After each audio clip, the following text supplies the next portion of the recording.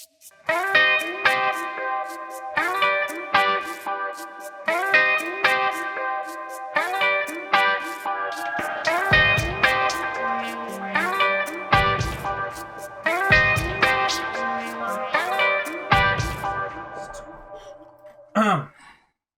your White Claw. Hey, Josiah. What's up, man? How you doing?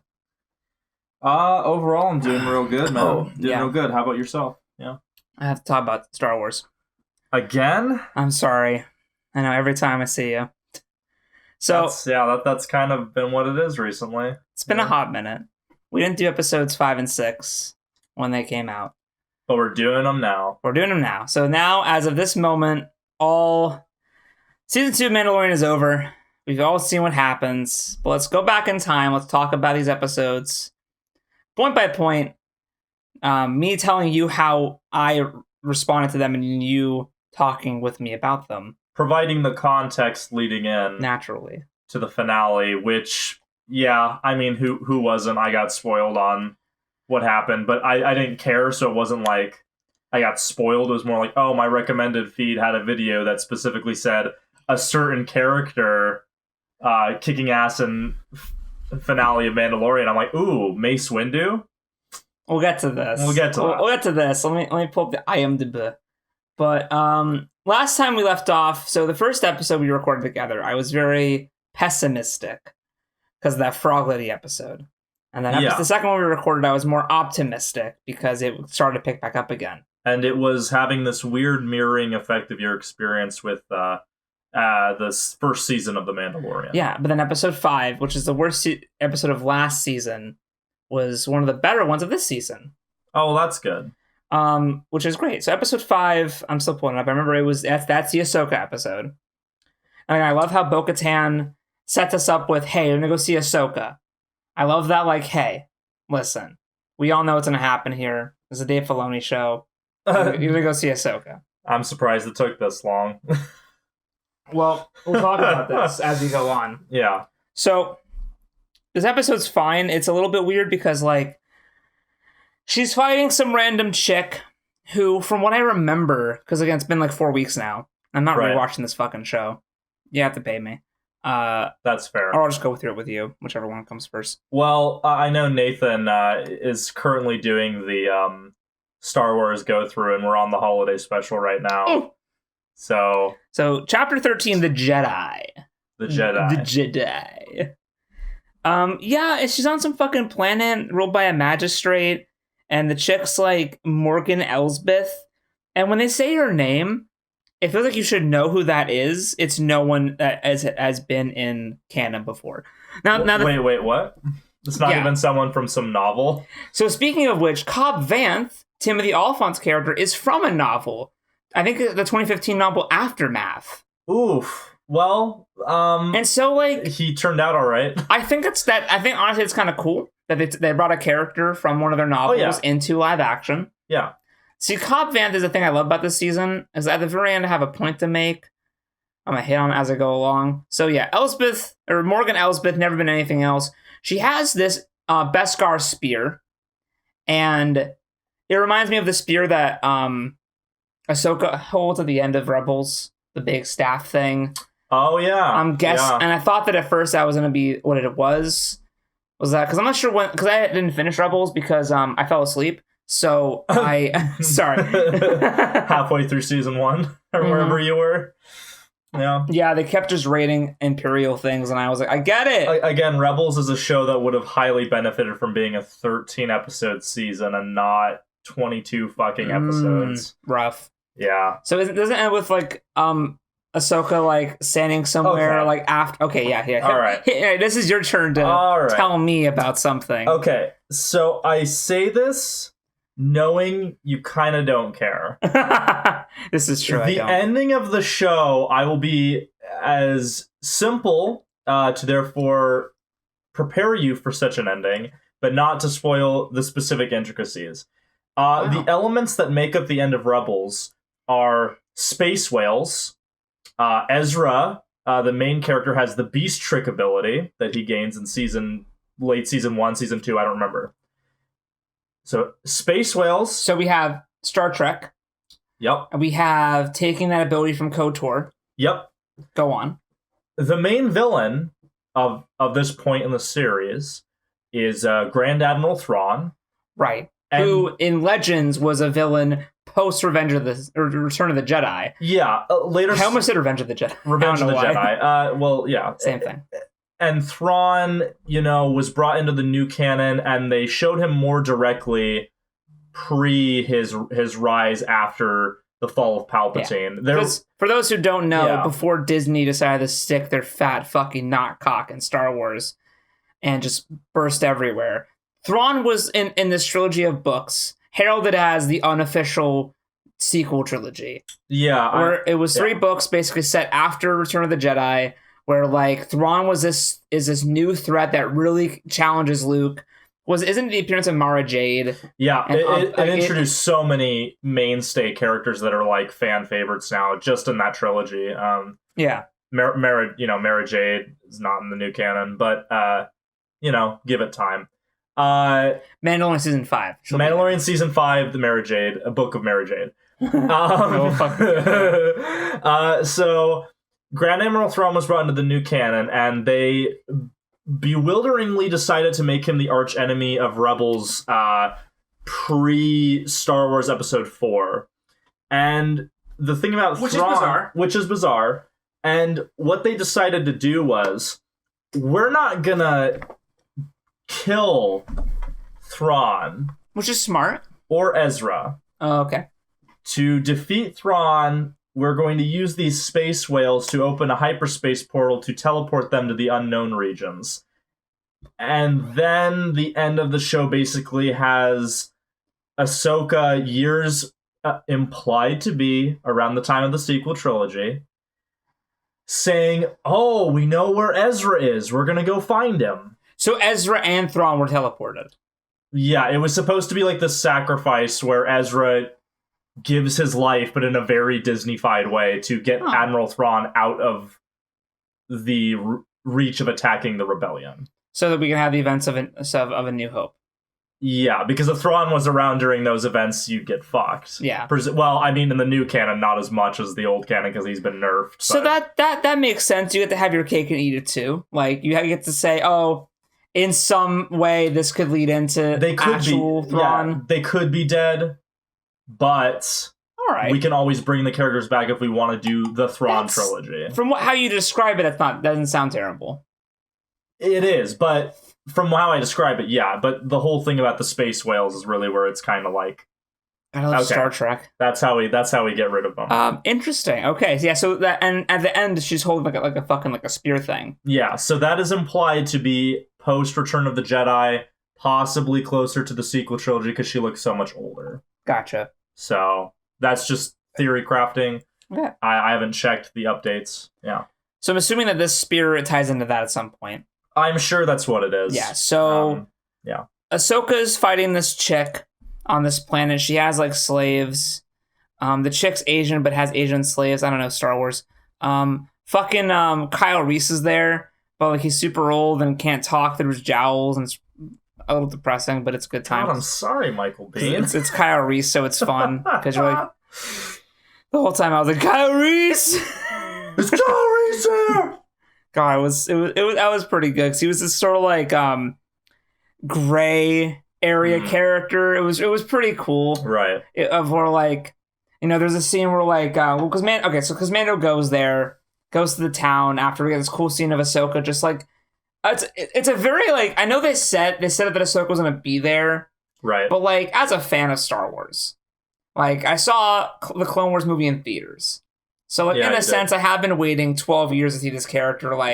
Hopefully they'll bring her to live action. Right. The longest time it was this vain hope, and then it's finally happened. And, I felt like it was very much just oh, hey, it's Ahsoka. She's just there. It's Ahsoka, hey. Yeah. And I was like, what? Right, no fanfare. Yeah, no, just she's kind of just doing things. No, just Star Wars theme plays, Oh, so there's not even a music swell? No, it's just she's there. She's killing people, I guess. It's cool. Oh, okay. That's a little disappointing. Yeah, and Rosario Dawson, Good for her. Good for her. She's been campaigning. I'm happy for her. But yeah, she's fighting this chick, and then think about this: Bail Organa got the Force theme in Rogue One, and Ahsoka Tano doesn't get the Force theme on the Mandalorian. Bail Organa deserves. He's a fucking hero of the Republic. Okay, Yeah. All right. I can't wait for Bail Organa to just show up and just be okay. I want him to get his own spin-off political thriller. I've been championing that. Like Caprica? Dude, I've been championing a Bail Organa Alderaan type show? the Alderaan show, since like 2014, Bro, dude. Jimmy Smits would fucking knock it out of the park, and you know it. Yeah, he would. Yeah. He's a great actor. Fucking love Jimmy Smits. God, I'm sorry that Get Down got canceled. Good show. Yeah. Fucking Yeah. So Mando goes to the town. Is all like trying to figure out what the fuck's going on. There's slaves and shit. Talks to the magistrate, and she's like, "Hey, you're a Mandalorian. I want you to kill a Jedi, and you can have this Beskar spear because you love Beskar because you're a Mandalorian." He's like, "I'll think about it. Where is she?" And then he goes out, finds her. They have a little fight, and he's like, "Hey, I need your help with something." And she's like, and then Rosario Dawson is so cool. She's like, "I hope it's about him." And like looks at little baby Yoda, and I'm like, "Man, Rosario Dawson, you're great as Ahsoka." Because like she's got it. Because like the thing about when I heard about Ahsoka live action, I'm like, you better make her sassy. And they were like, Rosario Dawson. And I'm like, okay, you better let her be her sassy self. And they kind of do. Like, yeah, this is a more wizened, older Ahsoka, but she's still a little bit snippy, which is snips. So is this the scene or before when she references the Grand Admiral?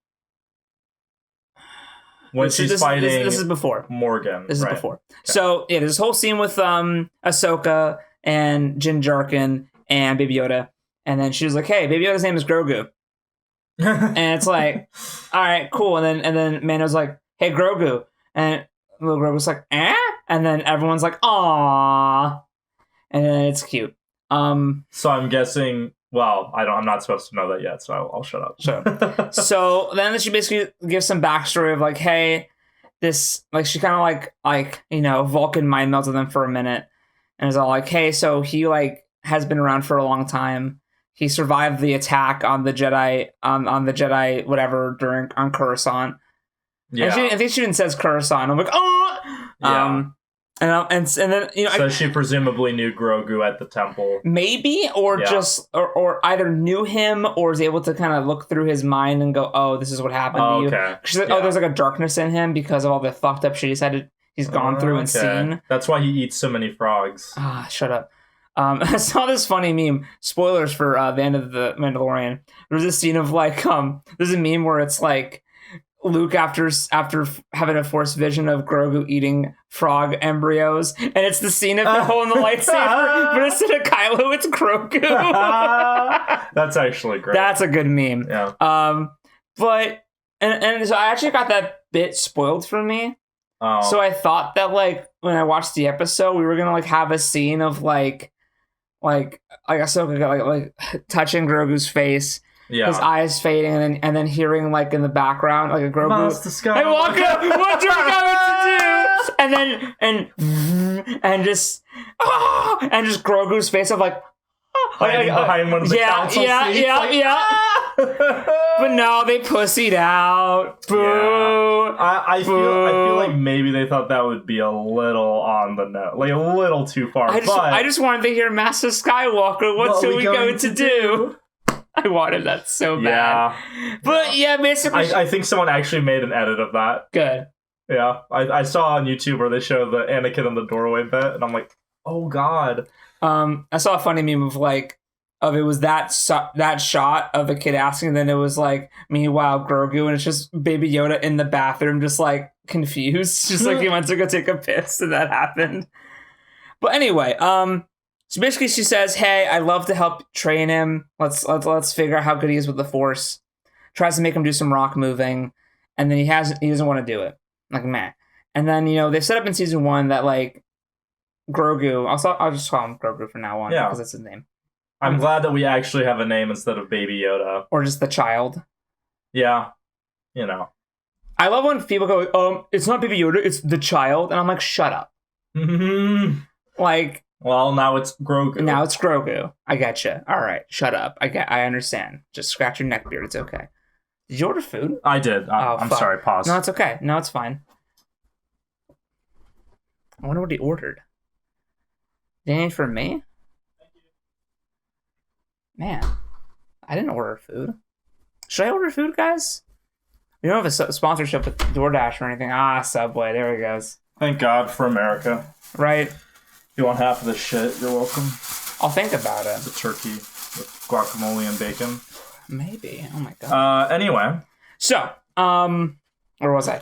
It's the child. Yeah, the child. So they set up in season 1 that, like, Grogu likes to untie this little, like, ball on one of the levers and play with it and stuff. And so, when they're leaving to go onto the planet, Grogu still has the ball. Yeah. And then Mando takes it, puts it in his pocket. And that's, like, kind of been, like, a cute little thing they've been doing for, like, the entire show so far. Is Baby Yoda loves the fucking little ball thing. Yeah. Or whatever. It's cute.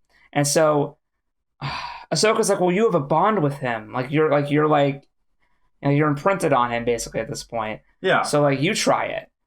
And then he decides to take out the ball and try the ball, and then Baby Yoda, force pulls the ball. I have a minor complaint. Go for it. If Grogu's been around since episode 3, why does he imprint onto Mando? I don't know. Because he's a baby. But there was plenty of other people. Is it just because everyone else died? Yeah. And then it's because Mando's lasts the longest. Since he's still a child and he lives so long, he just imprints on someone else now. Okay. Yeah. I mean, we don't know how the Yoda species lives, so whatever. Yeah, whatever. We don't know what the fuck they're called. No, we still don't. I don't think we'll ever know. No. They didn't do that in old canon. They're probably not going to do it in this canon either. No, they might, just to say fuck you. Moraband. Gorgadesh. Anub 9. So, and she says, hey, I can't train him. Oh. But someone else can. So go to this random ass fucking planet, sit on this random ass fucking rock, and then have Grogu reach out with the Force, and then a Jedi will seek him to train him if there's any Jedi left. And then he's like, okay, well, you want me to help you with this, like, magistrate thing, I guess? And she's like, yeah, sure. And then they just go attack the magistrate and free the slaves, and what? I have another question. Yeah. So if she knows this, why has she not made contact with whoever this Jedi could be? She's edgy little bitch. Gray Jedi, yeah. Right, yeah. Okay, anyway. It's because Ahsoka's an emo bitch. That's why. It must be why I like her so much. Yeah, understandable. Have a nice day. So for some reason, they just go attack the town, and they free the slaves, and Ahsoka fights the magistrate, and because the magistrate is using a Beskar spear, she can block the lightsaber. Fine, it's been established, sure. Right. Kyle Reese and Mando have kind of like a Texas standoff type thing, where in the background you hear them fighting, and then Kyle Reese is like, which side do you think's gonna win? My side or your side? Either way we can work something out. Like he just like it's kind of cool. He's like basically like, hey man, like we can be chill about this. And then Mando's like, yeah, sure. And then he tries to shoot Mando, then Kyle Reese dies. The Solo effect. Yeah, basically. And then the magistrate's like, yeah, I think that's the one we get the ball drop of like she's hunting for Admiral Thrawn. Season 4. Yeah, I don't know. That episode's over. Directed by Dave Filoni, obviously. The first episode with Ahsoka, and of course Dave Filoni's gonna be there and make his girl on the big screen. I'm kind of upset the voice actress didn't have a cameo in some degree, but whatever. Ashley Eckstein? What has she done for us? Made the whole Her Universe clothing line that sells all those fucking nerdy girl shirts. That's pretty cool. Yeah, I found it out because I went to her panel once at Comic-Con. She was really great. Yeah, that's awesome. Yeah, that was a good panel. Almost as good as Nolan North saying whores in front of a 5-year-old child and then going like, oh shit, what did I just do? That was pretty funny. Oops. God, I miss going to cons. Next episode's called The Tragedy. Oh. This one's directed by, I'll tell you later. So this episode, they go to the planet. Right. Now, they waste no fucking time. There's because the plot now has to move. Now the plot we're in the latter half of the season. Now there's no excuse. Not that there was before, but now there's really no excuse. We don't got to get the ship fixed again. Yeah, oh my god. This episode pisses me off. Well, I know why. So I also got a spoiler about this episode. You know why when it happens. Go to the planet. We got there. Go to the fucking rock. Nothing's happening. He's like, okay, we gotta go. All right, hold on. Well, sorry. So he's like, okay, we're on the rock, we're doing our thing, and then you hear like a ship enter, and then then the Mandalorian looks, and Boba Fett, Slave One, and then I'm like, and that was a spoil for me. But at the same time, even though I knew it was happening, I was like, oh shit, Slave One. Oh boy, yeah. And now we get Boba Fett. I was waiting the whole time. Hey, it at least wasn't episode 7 or 8, like I was saying. Bro, episode fucking 6. Boba Fett. Holy fuck. Amazing. Remember the whole first 2 episodes I recorded where I was like, where the fuck is Boba Fett? So yeah, okay, so finally, that fucking end of episode 1 teaser comes back in episode 6. Yes. So Boba Fett shows up. Mando like looks like after like seeing Boba Fett, turns to Grogu. Now with the kid in the fucking force field, tries to get him, can't get the kid out of there. He's locked into the force Skype. He's in there, can't get him out. Right. So then he goes down to where Slave One is. There's a little bit of like a, oh shit, like, or Boba Fett shows up and is like, you have my armor. And he's doing his like, he's not doing his Django voice. He's doing his like, what he did for the dub of like Empire. Right. And so it's, ooh, it's good. Yeah. Ooh, it's good. And then like, Boba Fett's like, who are you? And Boba Fett's like, I'm just a man trying to make my way in the universe. That's awesome. That was fucking hype. Hey, I don't care how bad this show is. That's fucking cool. I'm just a man trying to make my way in the universe. Bro, he said it, boy, yeah. and I popped so hard. Yeah, that's the that's good booking. Right Yeah, there. that's good booking. So they have a little tete-a-tete where it's like, you have my armor. No, I don't. This is my armor. No, not that one. The one you got from Cobb Vanth on Tatooine. That's my armor. Are you Mandalorian? No, my father was. Like, well, that's not your armor. And it's like, that's my armor. And it's like, well, if you don't give me, I'm gonna take him down. And Mando's like, well, it's just you and me. And it's like, but I have a sniper up there aimed at the fucking kid. So you can take me down, but I'm gonna shoot that fucking kid. And then the sniper gets called down because they kind of come to an understanding or whatever. I forget how it happens, but where it's like, I think like Mando's willing to listen to him, what he has to say about the armor. And the sniper comes down, and it's Fennec. Right, from season 1. From episode 5, the shitty one. The assassin chick who gets killed. Who played Chun-Li in the live-action Street Fighter movie. Oh, I know that because my Kirsten Kirk? No. Oh, the original Street Fighter live-action. I thought you meant Legend of Chun-Li. No. Oh. No. Okay. No. We'll come to that in another time. The Van Damme one. Oh, good. Yeah. The Raul Julia one or whatever. Yeah. I call it the Raul Julia one. Yeah, I mean, but that's fine. It's his last great performance. Yes. I mean, the best part of the movie is M. Bison. Yeah, absolutely. But yeah, so she's there and she's like, yeah, Boba Fett fixed me up. Now I'm like on his side, and now I'm an interesting character because she wasn't before. Yeah. And then we reveal that that hand that reached out at her body at the end of episode 5 was Boba Fett. And I was like, oh, I forgot about that. It's cool. So way back in season 1, right? They were planning. I'm like, oh, okay. All right. So something about like Boba Fett like agrees, like, because then now Imperial ships are coming in. Okay. And basically it's like, hey, Boba Fett, if you help me protect the kid, I'll give you your armor. And Boba Fett's like, cool. All right. It's so dope. Then stormtroopers come in. There's this fight scene that lasts for like 40 years. Oh. It's like the whole episode. This is one of the shortest ones. It's 32 minutes. Oh man. And most of it is this fight scene. Right. I think I saw a clip of Boba Fett smoke on some dudes. Yeah, it's tight, but it's also kind of stupid. So, and I'll go into that right now. So it's Boba Fett not in his armor. Right. It's Robe Boba Fett, this sniper chick, and Mando.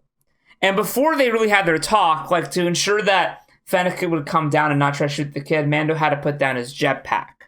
Okay. As collateral. And I'm like, okay, that makes sense. People were bitching online about this.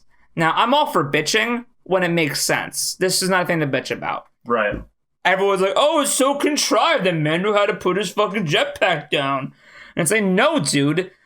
It was so he couldn't get away. Yeah. Yeah. Think for 5 fucking seconds. Complain about actual problems. Think. Please, I implore you to use your noggin for more than just Boba Fett. I fucking love Star Wars. I'm drinking this White Claw a bit too fast. Not as fast as you, but I have a lower tolerance. I should go get the gin. The gin jerkin. Gin jerkin. Gin. Yeah, my armor. So it's a Mandalorian, Boba Fett without his armor, with like a stick and a gun, and a sniper with like a robotic stomach. Against like a fucking like platoons of stormtroopers. Right. Just fucking kick their asses. Of course they Easy. do. Yeah, easily. GG easy.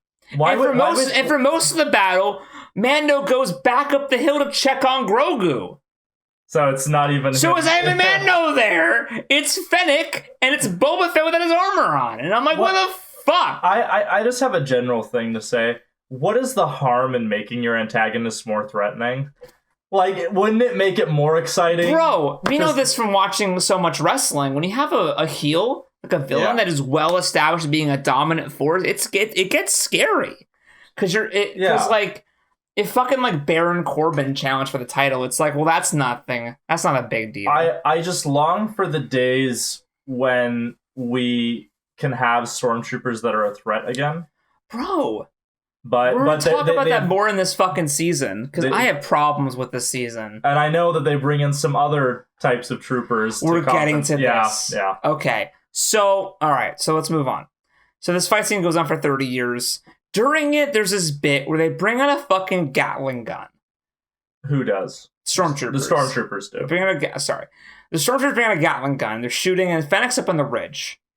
And she's hiding behind a rock, and they're shooting at her, and they can't hit her, and she can't hit them.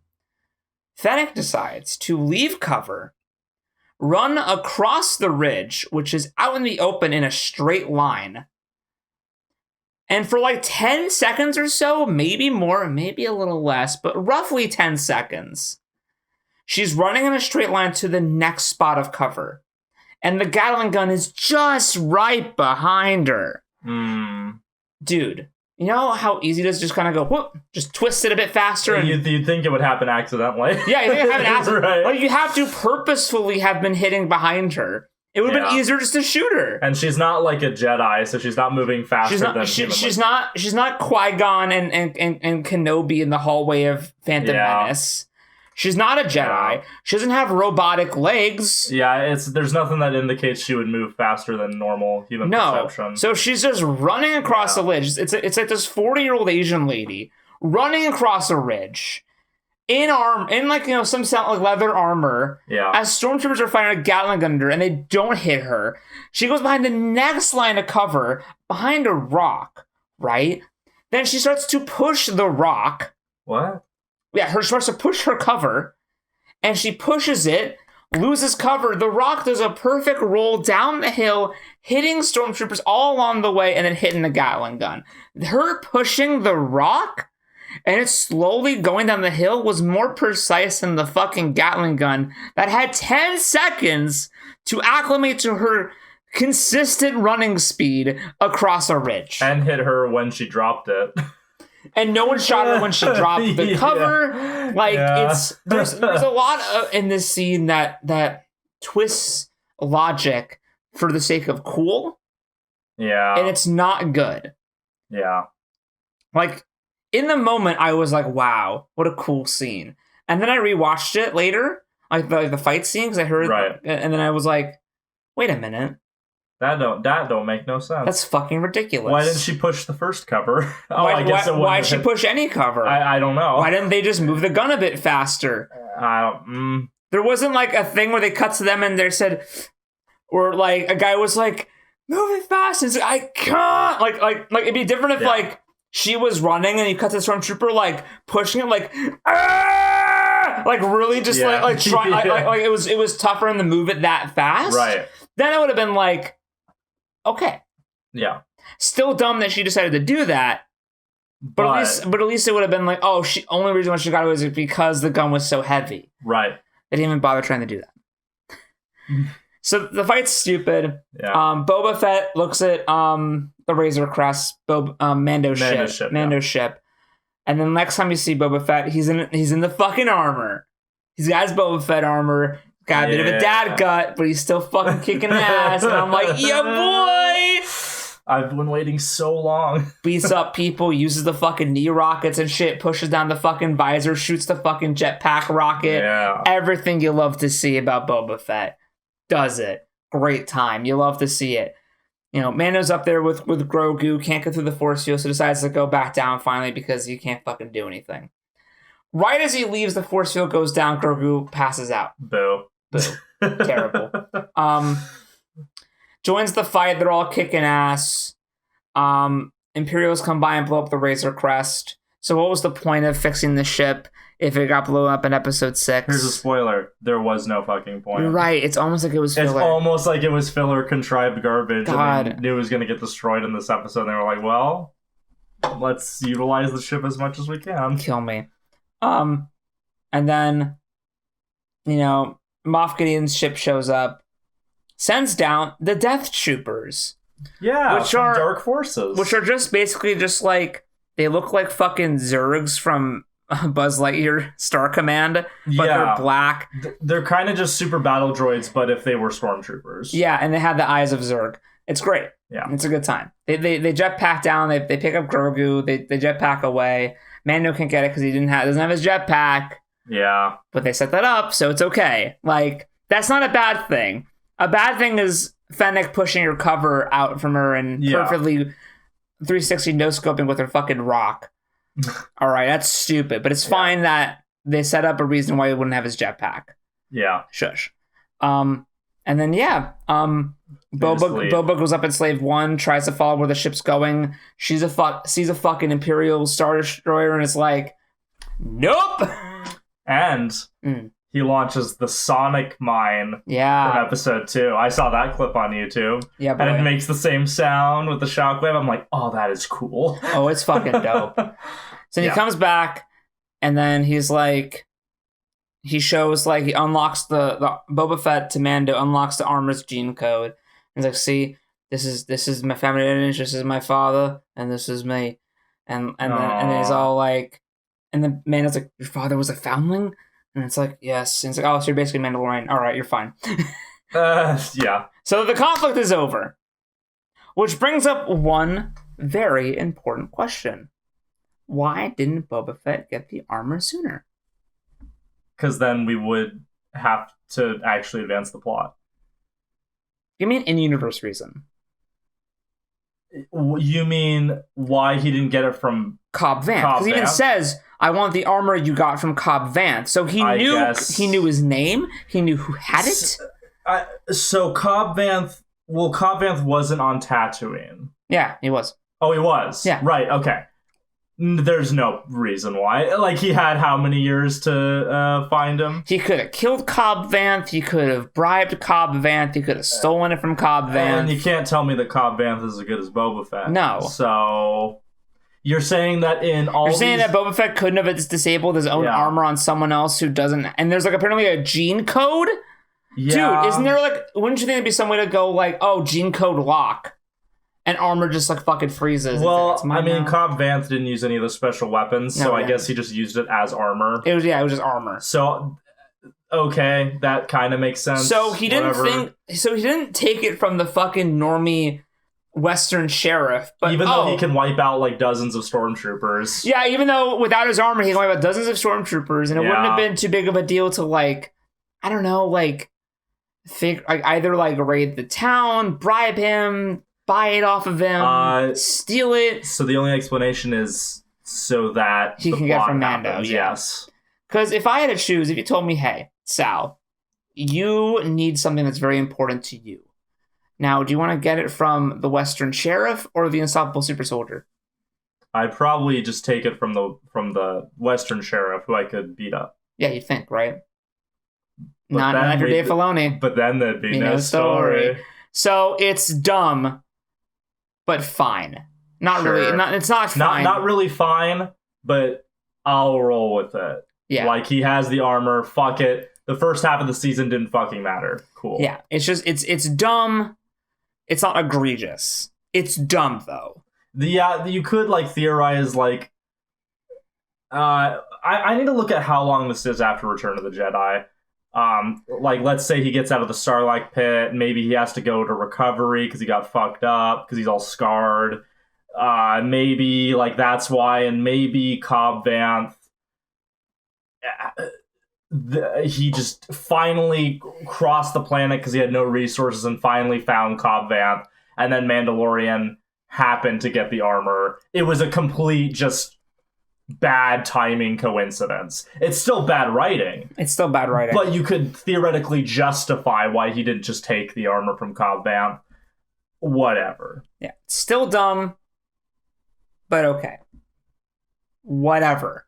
Right. Episode ends. Directed by Robert Rodriguez. Yeah, the Robert Rodriguez episode. Yeah.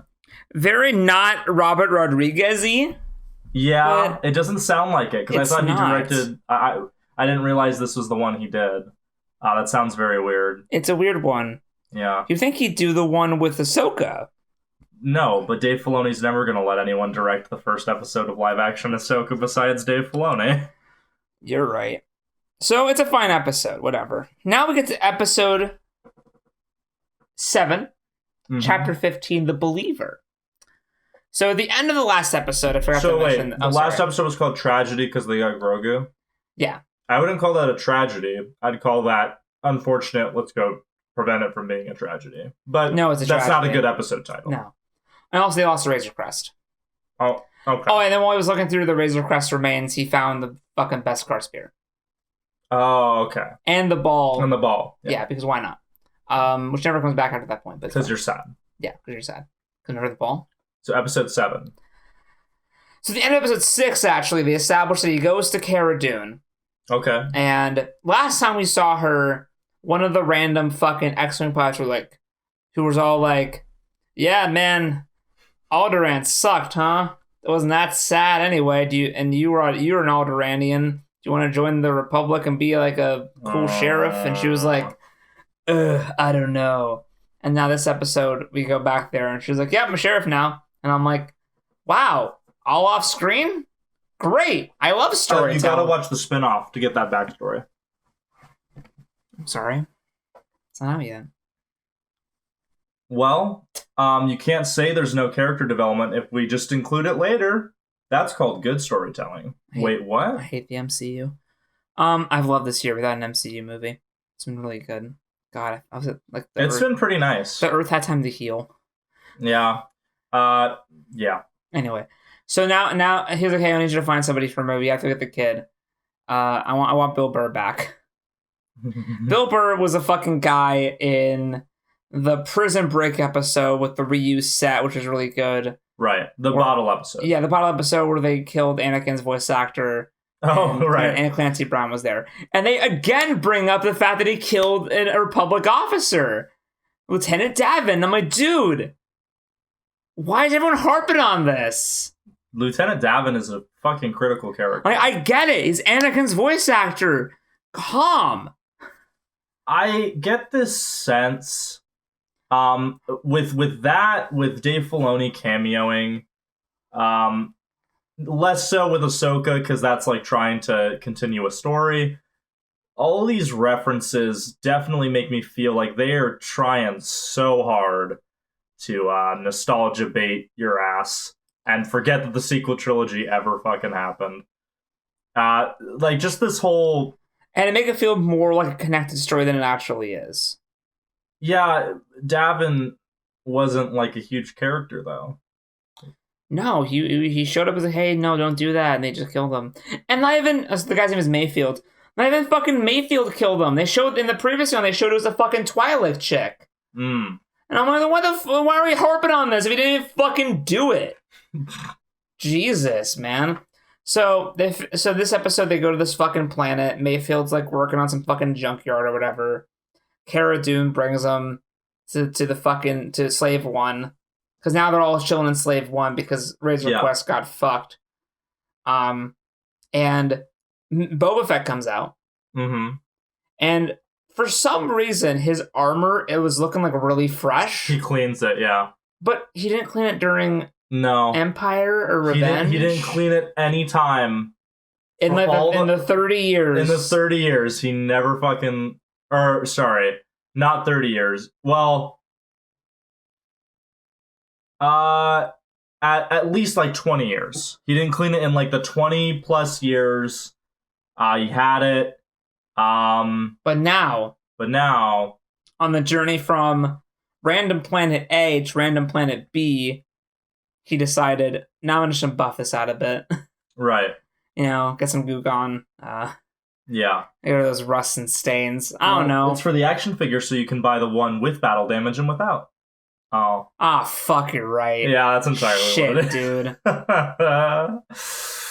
Yeah. So he comes down, and he's like, oh, I thought you were some other guy. And then Mando comes out, and Mayfield's like, fuck. I'm like, shit. Fuck, dude. And so they basically tell him the plan of like, hey, so here's the Sitch fam. Gotta get the kid. And the child. And we need your help to get him. Like, you're an ex-Imperial, so we hate you. So you still have all your clearances to get us into a base to find out where Moff Gideon's ship is. It's the Last Jedi thing where his clearance hasn't been revoked. Yeah, what? Why? What? Oh, yeah. Because as we know, in a fascistic society like an empire, the best thing to do is when you fire or lose people from your organization, just leave all their clearance up. It's fine. And I know someone will probably say, like, no, it's a satire of how, like, it's so big and unwieldy that little things slip through the bureaucratic circle. It's like, that's not what it's saying. It's just plot convenience. The guy's been inactive for, like, probably years at this point. Yeah, come on. That's dumb. There's no way some guys in data analysis thinking, like, Lance Corporal Mayfield hasn't been active in 6 years, 7 months, and 2 days. Where is he stationed? Oh, he quit. Access revoked. Like, never, no one thought. But then there'd be no story. You're right. So apparently Mayfield still has his Imperial access codes. So they didn't change them. Like, dude, at my fucking job, fucking 3 months go by, gotta make a new goddamn email password. I'm on like enter phrase here 12, dude. Like, are you kidding me? Wait. In Return of the Jedi, the whole plot hinged on the fact that the codes they just got were changed and were considered old. And Darth Vader and the officers know this, and they let them through. But this would be like in Return of the Jedi if they got them years ago, and then they show up and it just works. Yeah, but ever since Palpatine and Vader die, it's not been the same. I mean, that's a theme in The Mandalorian, but I just don't buy it. Why? If you're okay, especially if you're saying that secretly Thrawn is in charge of the Empire, then definitely no fucking way. Which is kind of what they're saying. In a way, they might be implying that like Moff Gideon's working for Thrawn, maybe. Basically. But even if he's not, if a bureaucracy gets smaller and you're more vulnerable, it's more fucking important to make sure that this kind of stuff doesn't happen. Wouldn't you agree? Yeah, but then there'd be no story. That's true. Right. So the plot now is we have Mayfield, who we have to now get to some Imperial base to get into a computer to use his access codes to locate Moff Gideon's ship. Okay. Keep that at the forefront of your fucking mind. I want that in your frontal cortex for the rest of this session. I want you to take that and keep it right in front of you. So Mayfield knows of a base nearby. Okay. They go to the base nearby. They get in there. They figure out the plan of like, okay, so who's going to go with Mayfield into the base? Well, it can't be Cara Dune. She's a Republic droptrooper. They have her DNA in there. They're going to mark her out right away. Can't be Fennec. She's in the system too. Can't be Boba Fett. Fucking dude seen with Vader for like... Uh-huh. Yeah, no, can't be either of them. Makes sense. So it's gotta be Mando. So it's like, well, Mando, you have to take off your helmet for this. And Mando's like, no, we'll take this, like, this ship is transporting some nebulous, like, highly explosive fuel thing. They say some MacGuffin name for it. Is it the one from Solo? It's not that, and I'm kind of mad about it. Maybe it is. I might have forgotten the name of it. It's something. So he's like, no, we'll take this ship or this cruiser. They're wearing helmets. So he switches into that gear. Okay. All right, fine. Gets on the ship. They're driving along. A lot of good Mayfield Mando banter of like, oh, so like, is it that you can't wear like, is it that you have to always wear your helmet, or is any helmet gonna do? Like, what's the rules here? Yeah. I just kind of really poking fun at it. Yeah. Pushing his buttons. Yeah. It's a good time because it's Bill Burr and he's just riffing, doing his comedy routine. Haha. Noted man. Guy who said, "I hate Star Wars." Yeah. I love that he's in the show. Yeah. And recurring character. Recurs, yeah. I mean, I almost said I like his character. I don't. I'll get to that in a minute. So they're just driving along, and oh wow, most of this episode is just them fucking driving there, huh? Yeah. Well, they fill that time with Bill Burr riffing. That's entirely what it is. They're like, hey, you haven't had a comedy club in a while. We're just gonna bring you onto the show to fill out some runtime. It's like in fucking Demolition Man, where his fucking name just shows up and all he does is a stand-up routine. I kind of remember who you're talking about. What's his fucking name? We'll put it up on screen if I edit this. Yeah. The guy always did the rant. You've seen Demolition Man. The guy. Yeah. He was in Rescue Me. The Rescue Me guy. The Rescue Me Demolition Man guy, dude. Rescue Me Demolition Man Amazing Spider-Man 2 guy. Oof. His like first studio film in like decades, I think. Since Demolition Man, maybe. Wesley Snipes? No. What are you talking about? The guy. The guy? He plays Gwen Stacy's dad. Oh! Yes. Yeah. I know who you're talking. Dennis Leary. Thank you. Dennis fucking Leary. Yeah. Bill Burr's just Dennis Leary. Okay. Gotcha. We reveled in that for like a second of like, we did it. Yeah, you got Dennis Leary. Anyway, and so then all of a sudden, like, there's explosions happening and like other transport ships are getting fucked up. Oh, but before that, there's a scene where they drive by this village of people, and then Bill Burr's all like, yeah, Republic, Empire, doesn't matter. These people don't really care who's in charge. They always just get oppressed or some bullshit like that. The Last Jedi. I'm like, I get it. Oh, we'll get to... There's some Last Jedi stuff in this episode. Oh, good. That no one's talking about. I'll get to this. It's really fucking dumb. Okay. It's some Canto Bite level bullshit. It is like... I'm going to call him out right now. I had a conversation leading up to Rise of Skywalker with our pal Lee. And even friend of the show. Even Lee, the champion of The Last fucking Jedi, was like, yeah, I skipped the Canto Bite scenes. And I'm like, how can you say this movie's good if you have to skip a whole fucking plot line, you dumb fuck? I didn't say that. I acted very respectfully, but that's what I was thinking, so it's we still love you, Lee. Oh, no, we love you, but come on now. We fight a lot, but God, I love you. Yeah. I love fighting with you. Yeah, I love fighting with you. What were you saying, sir? It's like a good sparring partner. It's like, you know what I mean? Exactly. So they're going along, and they said this bullshit about like, oh yeah, it doesn't matter who's in charge. There's people oppressed no matter what you do, and it's like, okay, I guess so. Thanks. Wow. Really makes me feel like we're making a difference. Really breaking new ground here. Yeah. And so then there's explosions, and there's pirates. Oh. And then so man has to fight the pirates on top of the fucking little cruiser. They can't go too fast, or else the fucking shit will explode. And then there's little Return of the Jedi little type speeders or whatever. Okay. Where they're like the barges. Oh, okay. Yeah. Yeah, like those. And then Mando's fighting them, but then he goes to block like a hit from like a staff, and it shatters the armor, and he's like, oh shit, because he can't wear his Beskar.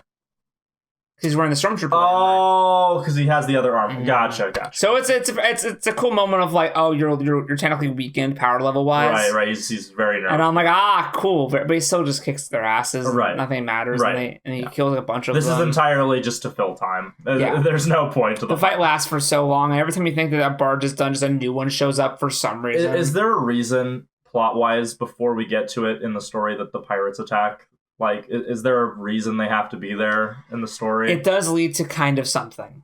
Okay, we'll get to it. Sure. Let's it's bad. It's paper thin. Oh, good. It's paper thin. Oh, yeah, I'm sure I'll love it. Who did this episode? Who directed this one? Rick Family. Oh no. That doesn't sound like Deborah Cho.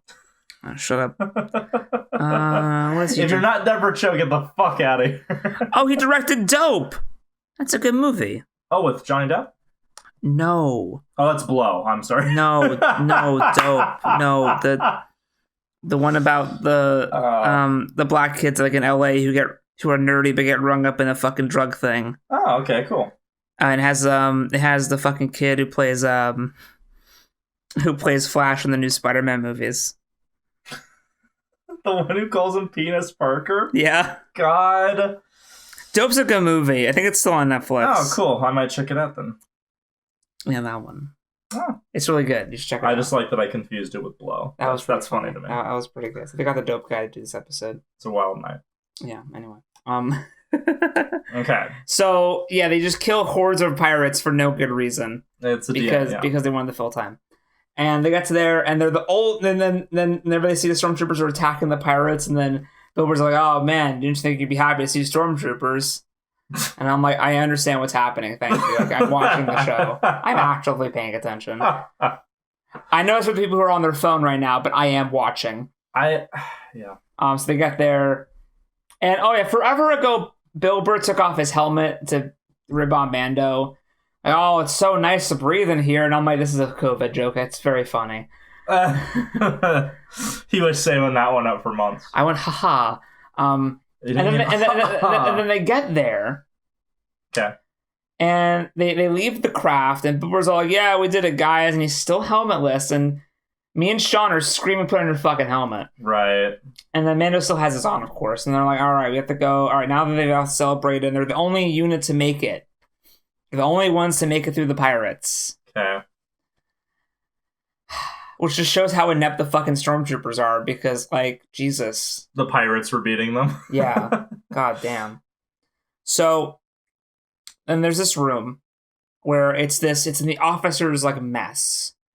Okay. Which is pretty close to like where they first exit anyway.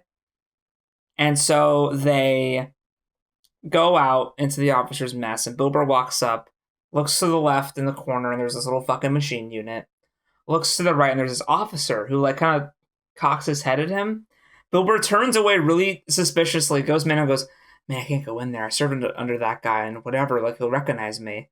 Even though like he's already seen his face by this point. Yeah. So like, what the fuck? Yeah. He says, oh, we have to go. He's like, no, like, let's just go the fuck in there. And he's like, oh, man, I'll do it. Just give me the fucking little, little cylindrical R2 boo-boo thing. The little fucking, the thing? The pen that goes into the slot. The magic pen that goes into things in Star Wars and just works. The USB drive. Yeah. That thing. Yeah. The sonic screwdriver. Yeah. Yeah. And so he's like, oh, man, I can't go in there. We have to abort. And it's like, well, no, just give me the thing. And then Bill Burr's like, it has to scan your face. And Mando's all like, oh man, fine, I'll do it. And he's like, wait, seriously? He's like, yeah, I'll do it. Takes the little magic USB drive, and he walks in there, and he goes up to the machine, and he puts the thing in, and then it does the scan for the face, and it's like, error, must present face or some bullshit. Yeah. And Mando takes off his helmet, and it's Pedro Pascal, and he's so cute. And it scans his face. And does he have the mustache and everything? I think so, yeah. Yeah. He looks great. It's a beautiful man. Oh, good. God, love Pedro Pascal. But, so, and then that happens. And then he gets the coordinates as officer's like, Trooper! And then he takes it and walks around and goes, hi, or whatever. Right. He also walks up to Mando.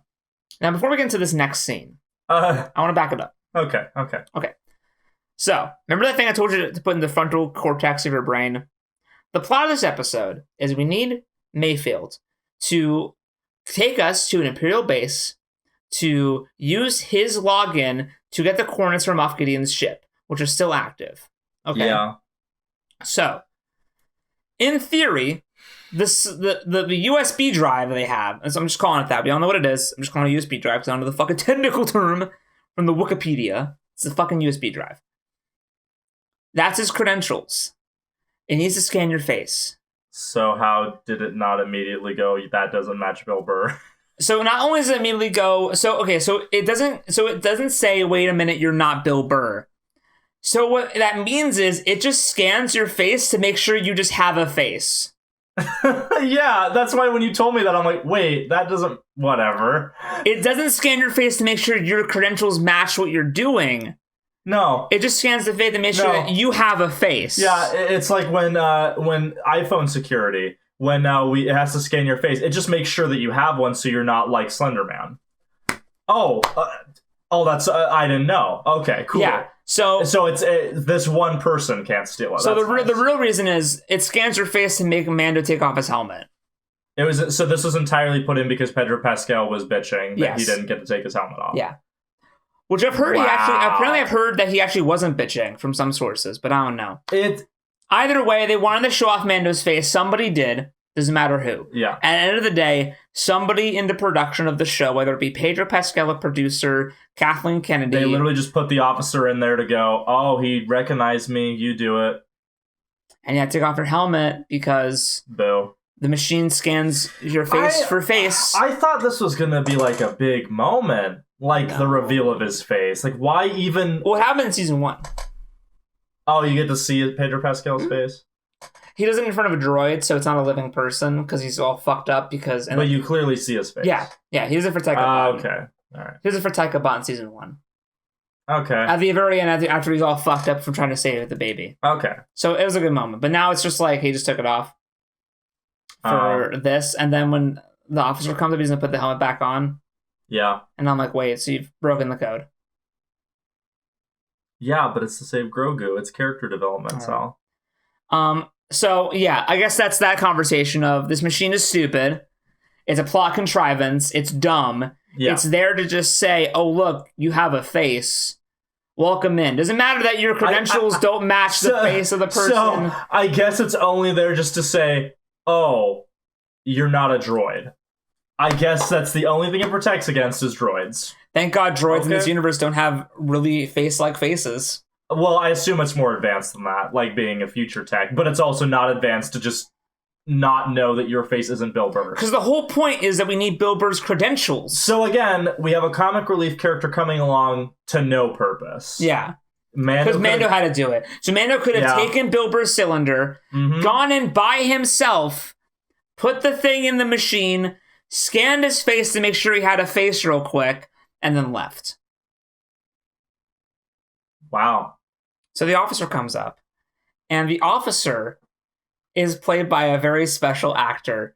Remember the guy in Doom who was addicted to crack who wanted to fuck chicks and dudes? Oh, the guy from Batman Begins? Yeah. It's fucking this guy, dude! Yeah, the original Night King? Yeah.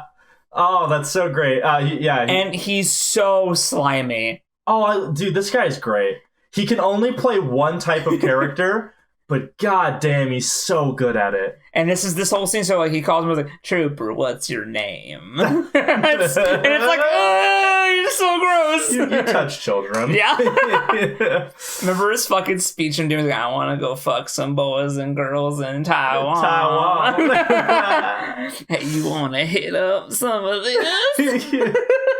This fucking guy, like, he's so good. But he plays as Imperial officer, so now he's like a different kind of slimy. Yeah. Now it's like Nafty slimy. Yeah. So it's like a very special blend. My friend at work was like, man, it was weird to see him like clean. and not covered in like some sort of like grime or sweat. Yeah. And so Mando is all freaking out, like not sure how to respond. And Bill Burr shows up all like, oh yeah, this is we call him Brown Eyes, you know. I know, shut up. And it's bad. He's like, oh yeah, you have to kind of talk a bit loud because a bomb went off near him and it fucked up his eardrums or whatever. And so then he's like, "What's your name, trooper?" And he's like, "Oh, his name, blah blah." And oh, you want a drink? And they sit down for a drink, and they have this whole big, awesome scene. By the way, Okay. which is like, hey, I'm gonna buy you a drink, boys. No, you're the only ship to come in with your fantasy oil today, and you boys need a drink because you. So it's the Inglourious Basterds scene. It's the Inglourious Basterds scene. Yeah. So gotcha. take that, dress it up like Star Wars. Okay. Put in occasional shots of Pedro Pascal looking very confused. You did it. Wait, so his helmet's off the whole time? The whole time. Oh, shit. The whole time. Okay. The whole time. All right. Doesn't put it on. Gotcha. Cool. I guess All right. this is just happening now. Yeah. Oh, okay. All right, understood. Yeah. Okay. So anyway, this whole scene happens where it's like, basically over the course of the scene, we establish how evil the Empire is. Did you know? The Empire is Because evil. he's so slimy. Yeah. And, Bill Burr talks about how he was part of his platoon on this one planet and, like, how most of those people fucking died. And he's like, heroes to the Empire.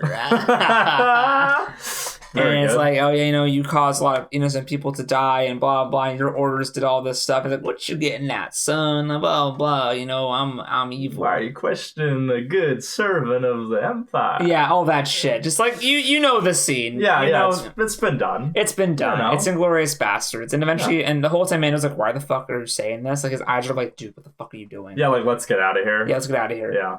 And eventually it gets to the point where, like, Bill Burr gets so pissed at him that he just fucking shoots him. Oh, okay. All right. And then Character arc. there was like a moment of like silence, and everyone's kind of like, did he just? And then Bill Burr just starts shooting them and shit. Oh. And so he has this whole big speech with the guy about, and this whole talking about like. Wait, but wasn't Bill Burr the one who says people are oppressed no matter who's in charge? But now his arc is, I have to get revenge on the Empire for making me kill people? Yeah. So he just had this whole bit talk about how, like, oh, like, your orders cause, like, innocent soldiers to die, and how, like, they're not, like, they, basically just saying, like, we're all people, and we all don't choose the side we're on, and, like, all that shit, right? All right. Like, all that stuff of, like, there's good people here that died that day and that you caused to die, and then he just starts killing people. What if some of those people were innocent Imperials? Wait a minute! Wait a minute! They basically did the Finn thing again. Of him just going, oh man, the whole point of the Finn character is that stormtroopers are people, and they're conscripted fucking children in this version of the Empire, and I just shoot them. I grew up with these people, I shoot them while laughing. Yeah. Who cares? It's the exact same thing. God damn, dude. So they're escaping because now they have to fucking escape. Yeah. And Fennec and Cara Dune are sniping from a ridge, helping them out. Cool. Slave One comes in, picks them up, and then as they're leaving, Bill Burr takes Fennec's sniper rifle, aims out the fucking back of Slave One, finds where their shipment of the fucking oil is, shoots it, blows up the whole fucking facility. Okay. And they get away. All right. And they know where Moff Gideon is now. They know where Moff Gideon is. Because they have the USB now. or something? Yeah. Okay. And they made sure that Mando had a face. Genius. Good. Security measures. Very good. Yeah. And then she's, when I think it's Cara Dune, they're like, oh, nice shooting. To Mayfield's like, I was, trying to get something on my chest, And then they get down to the planet, and they're like, and Mayfield's like, all right, you can cuff me now. And then Cara Dune's like, man, it's a shame that Mayfield died back there in that explosion. And they do the whole scene, and he's all right. Am I free? I'm going. I'm gonna go.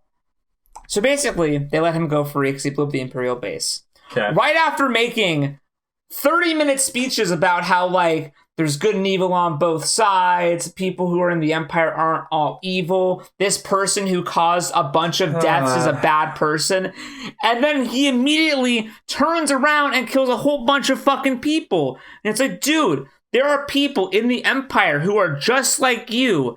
who are like, Yeah. man, I fucking hate it here. Yeah. Management sucks. The fucking crocked out Doom guy's my boss. I fucking hate this job. I think we fucking lost and I still can't get out of this goddamn bullshit army. But he killed them to make himself feel better. Yeah, it's Canto Bite. It's Canto Bite fucking again. Again. And I don't... But without the, oh, we suck it to the bad guys this time, huh? No. Well, I mean, yeah, because, okay, so... Like it's Canto Bite without the Disney lines. Okay, yeah, because... It's still bad. Because in Canto Bite, all that happened was they let out some animals, they did some property damage, some slaves are going to get whipped because of it, and they probably killed all the everything's animals. insured, so they caused that nothing changed. Then they did all the Disney speeches. Whereas this time it's without the Disney speeches. They tried to make it way more Tarantino, and they blew up a fucking whole base full of people who probably didn't want to be there because they're probably living under... Because they've been a part of this regime for like 30 years now. And if they defect... They'll probably just get arrested and thrown in jail. Or killed, as far as they know. Or shot. And if they go to the Republic, they'll go, oh, you're ex-Imperial. Hey, welcome to jail. Oh, or the Empire will just kill their fucking families. Yeah. Star Wars has this issue where the new stuff wants to be this critique of like, oh, well, it's not all just simple good versus evil. But they never follow through. Never. It's ever. Oh, one individual random person can be the good guy to represent that there is some good, but they'll still just thoughtlessly kill hundreds of people, not even considering that maybe their situation is mirrored with other people. Like one of the guys that Bill Burr shot in that scene, maybe he was thinking like the reason why there was a pause was because he was like, oh man, wow, he killed them. We can even get out of here now. Maybe we could... Yeah, maybe he got shot like seconds before he was going to take a speeder and get out of there. Yeah, or go, thanks, wow. No, well, yeah, it's why actually have complex morality when you can just say it and then not do it? Because then you'd have to have effort. Mm-hmm. You have to try it. That's bad. That sounds really bad. It would have been different if, like, he shot him in revenge and then someone was like, hey man, get out of here. Thank you. Yeah, anything. That would have been fine. An attempt. Like, and you kind of get this feeling of like, hey, listen, we're kind of forced to be here, but we're going to let you get away because that guy was a scumbag. We couldn't court-martial him. So like maybe there's some people who are like, hey, listen, I'm loyal to the Empire, but that guy got away with shit. We couldn't court-martial him. Okay, I was on that planet too. I was on that planet. Cool. You have another person is like, hey, listen, I'm forced to be here just like you were, but I can't leave. They have my family. Get out of here. That's all I can do. Boom. Instantly. But then complex there wouldn't be morality. a fight scene. Well, we already had a forced fight scene with the pirates. Isn't that enough? It's Star Wars. Pew pew. Oh, right. Sorry. I know. It's okay. Shit. I just want good storytelling. That's all I want. Why are you watching Star Wars? I'm not watching this. Yes, that's why this exists, and so I don't have to watch it. You're right. I'm sorry. Oh man, I missed episode 3 of season 1. God, so good. Deborah Cho doesn't direct a single episode this season. Yeah, it's because she's working on Kenobi. Yeah. Thank God. Hopefully a better show. Oh, also, after they kill a bunch of guys in that room, he was like, here's your helmet. I never saw your face. Never happened. Bye. Okay. And he just puts it on. I guess that's okay. Nice. Yeah, moving on. The finale. Episode 8. Episode chapter 16. The Rescue, which has a 9.9 on IMDb. You know why it does. Let me help with this real quick. Let me give this a sweet 5-star. You know why this has a 9.9. All of you watching this know why the finale has a 9.9. It's not for a good reason. So this episode was directed by Peyton Reed, who did the 2 Ant-Man movies. And Yes Man. Oh, wow. Yeah. He only does movies with man in the title. So it kind of limits him. He's only... And Mandalorian. This fucking guy. This guy's obsessed. Man... Sorry. So this episode opens up, and... What happens? I watched this yesterday. You remembered episodes from weeks ago better than the finale. Wow. Was this better than Taika Waititi's effort last season? Yeah. Not saying much, but That's good, right? It's not. 'Cause all the it's not. bad- It's not better than the Deborah episode before that. Well, To be fair, the Taika Waititi episode opened up with the fucking Red vs. Blue sketch, so yeah. It's- All the bad quality was in the last episode. yeah. Well, yeah. Well, I'm not So saying this episode all opens of it. up, and they're on some planet, and it's Mando, Fennec, and and Boba Fett, and they meet up with Bo-Katan and Sasha Banks, and the third guy who was in the other episode not only isn't there, just isn't explained as to why he's not there at all. Great. That was worth my time. So they had a third guy, and now he's just not there. He was there just so they could frame it with 3 Mandalorians in that episode they were first in. Yeah, And you know that's why. yeah. So And they didn't want to make them all female, so it was a guy. but now it's just Bo-Katan and Sasha Banks. I forget Sasha Banks' character's name. It's Sasha Banks. It's Sasha Banks, and I'll get to why. No, it's a Star Wars name. It's Sasha Banks. It's Sasha. Sasha. Her character name is Koska Reeves. Sasha Banks. Yeah, that's the canon And name. 9. So they go there, and there's like a bit of like contention as to like. So Mando needs them to help him get the kid, right? I also love how Ahsoka was there just to set up the plot point of the stone and then disappears for a spinoff. Yeah. Great. Worth my time. So Mando's asking Bo-Katan and Sasha Oh. Banks for help to get the kid back. Makes sense. Yeah. Understandable. Sure. Right. Bo-Katan, Sasha Banks, and Boba Fett have a bit of a tiff, because Bo-Katan's all like, "You're a fucking clone. I've heard your voice so many times, and you're not a Mandalorian. Oh. You're not worthy of that armor." Blah blah blah. And Boba Fett never goes like, "Oh hey, the guy who did that was my dad."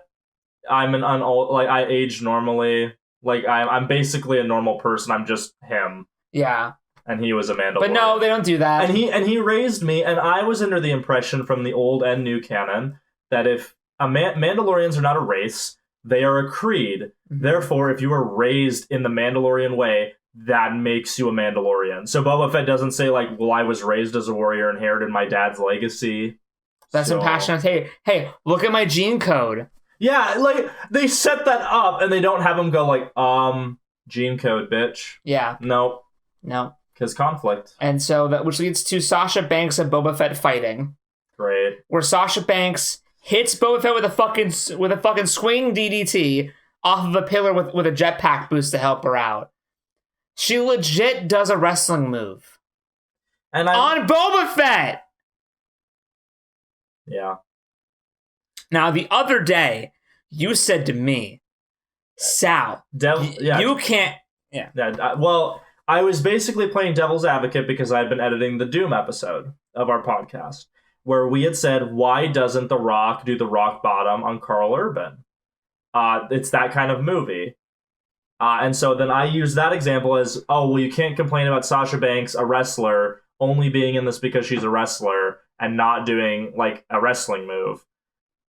And then I said, "Well, it's because, I mean, you were complaining that The Rock didn't do the rock bottom." And then you were like, "Well, Doom, that fits. It's a fucking ridiculous thing. This is supposed to be like somewhat serious Star Wars." And in Doom, he's credited as The Rock. That's true. Whereas she's Mercedes Vernado, her actual name, and not Sasha Banks. Yeah, that there's no excuse. And she got hired because of her appearance on the web show Hot Ones, not because she's a wrestler. So she probably suggested that. Yes. Cool. It was like day 10 of filming. She's like, "Oh, did you guys know I'm a wrestler?" They didn't even know. They didn't even know. They were like, "Oh, check out my Instagram," and they were like, "Oh, Oh shit! Yeah, my uncle Snoop Dogg. And then Rosario Dawson's like, "Oh yeah, I was on a show with him with Cody Rhodes." I don't talk about that. Sorry, wrestling shit. Sorry, guys. Sorry. So after their little like fight or whatever, which is dumb and then never goes anywhere after that. Great. Yeah, worth my time. Fantastic. That's the Mandalorian. It's not "this is the way." It's worth my time. Yeah, they agree to come along. They find some random ship that has Dr. Pershing in it. Who was that again? The guy in season 1 who was all like studying Baby Yoda and who was the one who was like, if it wasn't for me, they would have killed him already. So he was working for Moff Gideon. Yeah. But he was like keeping him alive. Yeah. Okay, so now sure. he's in transport to go to Moff Gideon. Okay. And they get him. Why does Moff Gideon let him leave? And oh my god, I just thought of something. Holy fuck. So he's in this ship, Dr. Pershing, with 2 Imperials. And then, Slave One comes, captures the ship. The Imperials are being like really fucking evil. One guy's like, oh, I'm not with them. And then the other guy shoots him, holds Pershing at gunpoint, and it's all like, Mwahaha, I'm part of the Empire, and I'm evil, and you're from Alderaan. I was on the Death Star, and Oh, fuck. And then Cara Dune's like, which one? He's like, haha, so funny. I enjoyed watching your pitiful planet blow up and die. Wait a minute. He was on the Death Star and then coincidentally got transferred off right after Alderaan. They blew up Alderaan like days before it exploded. Oh, whatever. It doesn't fucking matter. Who gives a shit? What a garbage fucking scene. Yes. Right after Bill Burr was like, oh yeah, there's good and evil on both sides. Which Death Star? Maybe I'll end up on Star Killer Base as well, whatever that gets me. They shoot him in the face. Yeah, he just dies. Yeah, he's dead. Yeah. So now they have Dr. Pershing with him, who I basically just tells them, hey, I'll help you for some reason. Don't know why. Okay. Still don't know. It's almost like you guys are so hyper-focused on Luke Skywalker that you missed all the bad writing. Wait, who? Who?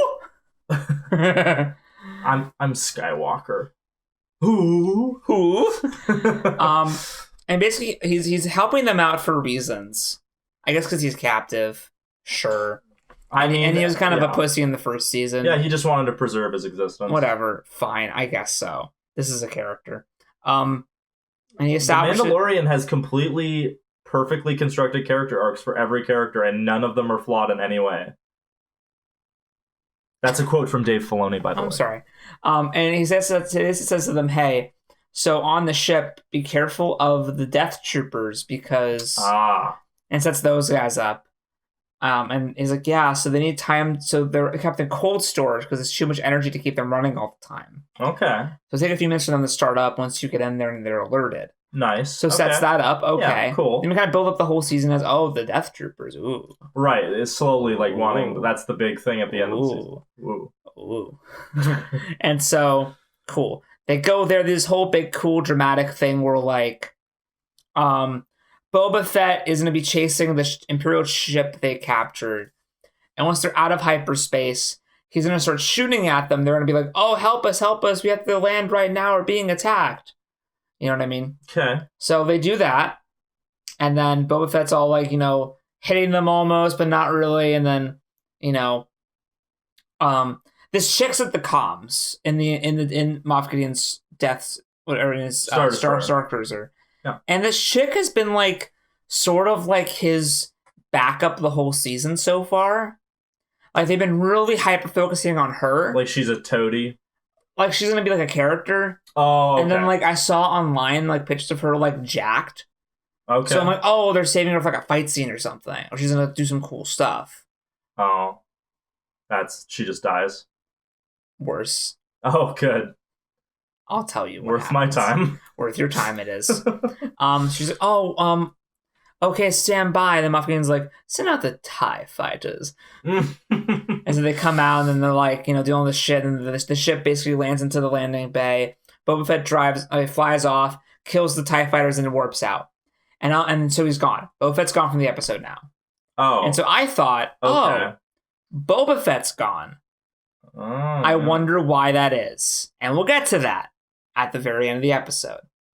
So just keep that in the back of your head. Take that from the back of your head. Boba Fett's gone for the episode. So they land. Basically, the idea is that they're going to draw all the attention of the guards, and then Mando will slip in, find Grogu, get out. Cool. And then Bo-Katan's there because she's like, hey, listen, I'll help you find the kid, but I want the fucking Darksaber, and I want to kill Moff Gideon. And then Cara Dune's like, keep the Darksaber. I want Moff Gideon alive because he's a really fucking important asset, and if we capture him alive, we can find a lot of information about the remaining resist Empire, whatever. Yeah, the remnants. Yeah, the remnants of the Empire. In the old canon, they were called the Imperial Remnant, so I just call them that. Oh, the imps, right. The imps, yes. I love when they call them imps. I immediately think of fucking Elder Scrolls Oblivion. Yes. Yep. But, so that's the plan. Cool. Good. So they go do that. They're fighting through the ship. They're fighting up to Moff Gideon. They're killing bitches left and right. It's fucking cool. It's Star Wars, man. It's so fucking cool.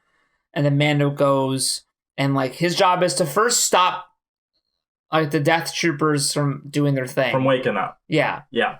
So he gets there right as they're about to leave. Okay. Closes the door. Right as it closes, hands come through. Opens the door, rips it open, closes right behind. One Death Trooper gets out. Okay. Cool. So they power scaled it. Okay, go ahead. So the rest are like punching at the door trying to get through. Mando's fighting one Death Trooper. Okay. And it's like, oh, it's a big fucking deal. Death Trooper like is kicking his ass. Right. Can't quite hurt him though because he has Beskar armor on. But still, but he can't really beat it. Yeah. So if two of them came out, he uses all of his gadgets, uses the fucking like the dart missile things. Yeah. Finally, it's the Beskar spear that gets right in the joints and snaps it. Nice. And then hits the button on the thing, and the Death Troopers get shot out into space. Cool. And you're like, oh, thank God. Okay. That was all right. Just one of those like really fucking push the main character to the limit. Right. Thank God they're all gone. I want you to take that in the back. I know. Yeah. I know. Yeah. But so then we cut to the bridge. They're killing bitches. Eventually, everyone on the bridge is dead. So Moff Gideon's not on the bridge. No, he's on the bridge. Okay. And they never show the death scene for the chick who's been with him the entire season. And is it like, are we implying she just died? Or what? Because like they really focused on her. She's Grand Admiral Thrawn in disguise. Maybe. But it's weird that you have a character that you're showing so much who, like, I know has fighting capability. I mean meta knowledge, yeah. Meta knowledge, I know that, like, okay, well, you hired her clearly not just on her acting ability, but because she looks like she can beat someone up.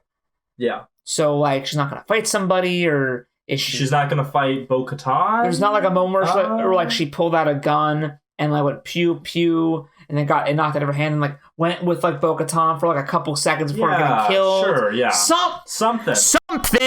You know, like the classic arc-based storytelling where if you have a bunch of characters, they each have to fight something. Yeah. Right? Like, it's like just them killing mooks isn't interesting if another person is fighting a big threat, so you want several big threats that they all can... So if you have this person who's been established as Moff Gideon's right hand the entire season, and Bo-Katan wants to kill Moff Gideon. So something, anything, hello? Can we write a story here? Guys, hello? Wake up. They're saving her for season 5. Maybe. I have 5 as Orvis Nebulous. It'll be there somewhere in season 5. Yeah. So, Mandalorian opens up Grogu's cell. Moff Gideon's there, darksaber in hand, hovering over Grogu's head. Nice. They basically come to and so he's all like, and it's cool because it's Giancarlo Esposito. Yeah, I mean, come on. So he's being so fucking cool, man. I love that man just like radiates cool. He's so fucking cool, bro. Whereas like, oh, I bet your bloodthirsty friends are in the bridge right now, looking for me, having killed everybody the murderous savages that they are, and wondering where am I, and probably getting scared right now because they don't know what to do now. And I know that you're running out of tricks because you've exerted all the last of your flag needle things. And man was like, what? How do you? He's like, just for convenience, assume I know everything. And I'm like, what a good line. So good. Very fun. But they come to this agreement of, hey, listen, I know Bo-Katan cares about the Darksaber. I don't give a fuck. I just want the kid. You keep the Darksaber, give me the kid. It's fine. And Moff Gideon's like, turn on the Darksaber. Fine. I got what I want from him anyway. I'm going to build like a super army of clones with his blood or whatever. Yeah, he's got the midi-chlorians and the blood. Yeah, so basically this is all leading up to... Evil Yoda. No. Oh. No. Here's my game theory. Oh, okay.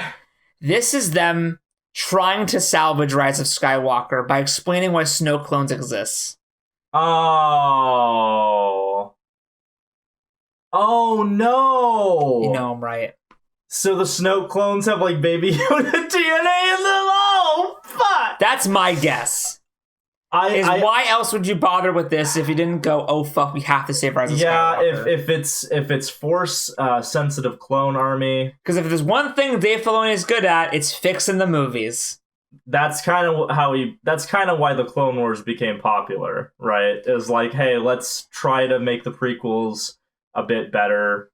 I mean, let's be honest, that's what most of the expanded universe has been about. So this is him trying to make the sequels better, by being like, oh, well, see, we set this up so long ago, Baby Yoda genes are in Snoke clone, something like that. Yeah, something dumb. So that's my theory. That's my theory. All right. So he goes to grab Baby Yoda. Moff Gideon turns on him and starts attacking him. And of course, Man is able to deflect it because he has Beskar. Takes out a spear. They're having the fight with the Darksaber and the Beskar spear. The epic thing. Yeah, it's cool. Mando eventually wins. Brings him up to the bridge. And Bo-Katan's all like, "Oh shit!" And Mando's like, "Here we go. Got Moff Gideon. Here's Darksaber." Well, gives Moff Gideon to Cara Dune because she cares about him. Yeah. And then Moff Gideon's like, "Hey, she can't take it. The Darksaber is power itself. Whoever wields the Darksaber wields the seed of Mandalore." They set that up in the Clone Wars. It's why Darth Maul fought Pre-Vizsla. Yeah. And so he's all like, she can't just take it from me. She has to win it in combat. And then Amanda's like, okay, I yield. Here we go. And he's like, no, it doesn't work like that. And then even though I'm pretty sure somewhere in Clone Wars, I think Sabine just gave Bo-Katan Darksaber. So this has already happened before. Yeah. With this character. Yeah. So this is dumb. If you're going to make a show where like... And also, they set up, I want to kill Moff Gideon.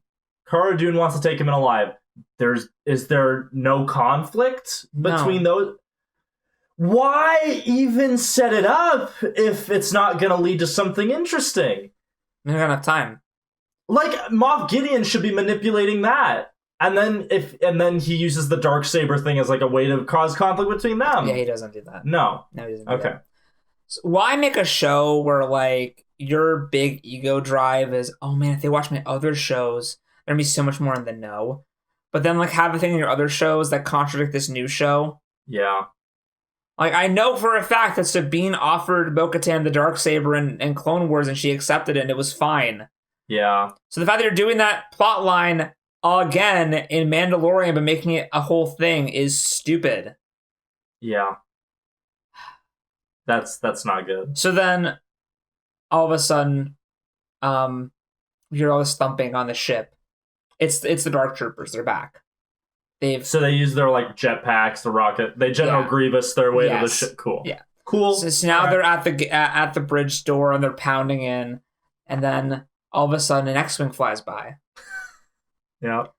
And I'm like, Mace Windu. Mace Windu. Now here's why I thought Mace Windu, and it's for a lot of reasons. My first reasoning is he's already on the Disney lot.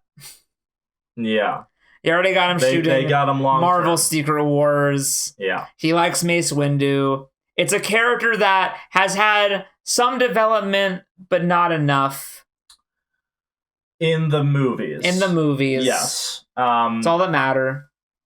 No one cared. No one read the novels, Josiah. No one. Well, not in the new. If you just take the new canon, he has almost zero development. So but, I thought, well, Mace Windu, and that's why Boba Fett got out of the picture, because if Boba Fett saw Mace Windu, try to kill him, so to not ruin the moment they want to do, get Boba Fett out of there, understood, Roger Dodger, Mace Windu, because it's this character who can, like, it's a character that we've done stuff with before, but we could do so much more with. He's much more of a blank slate, because we don't know what happened to Mace Windu post Episode 3 in this new canon. So you can do... And he's older. He's wiser. He's beat up. He's maybe more angry. You can do anything. He has robot hands, whatever, man. Yeah. People get limbs chopped off all the time in Star Wars. I mean, Darth Maul's come back. If you can come back from getting sliced in half, Mace Windu can come back. Yeah.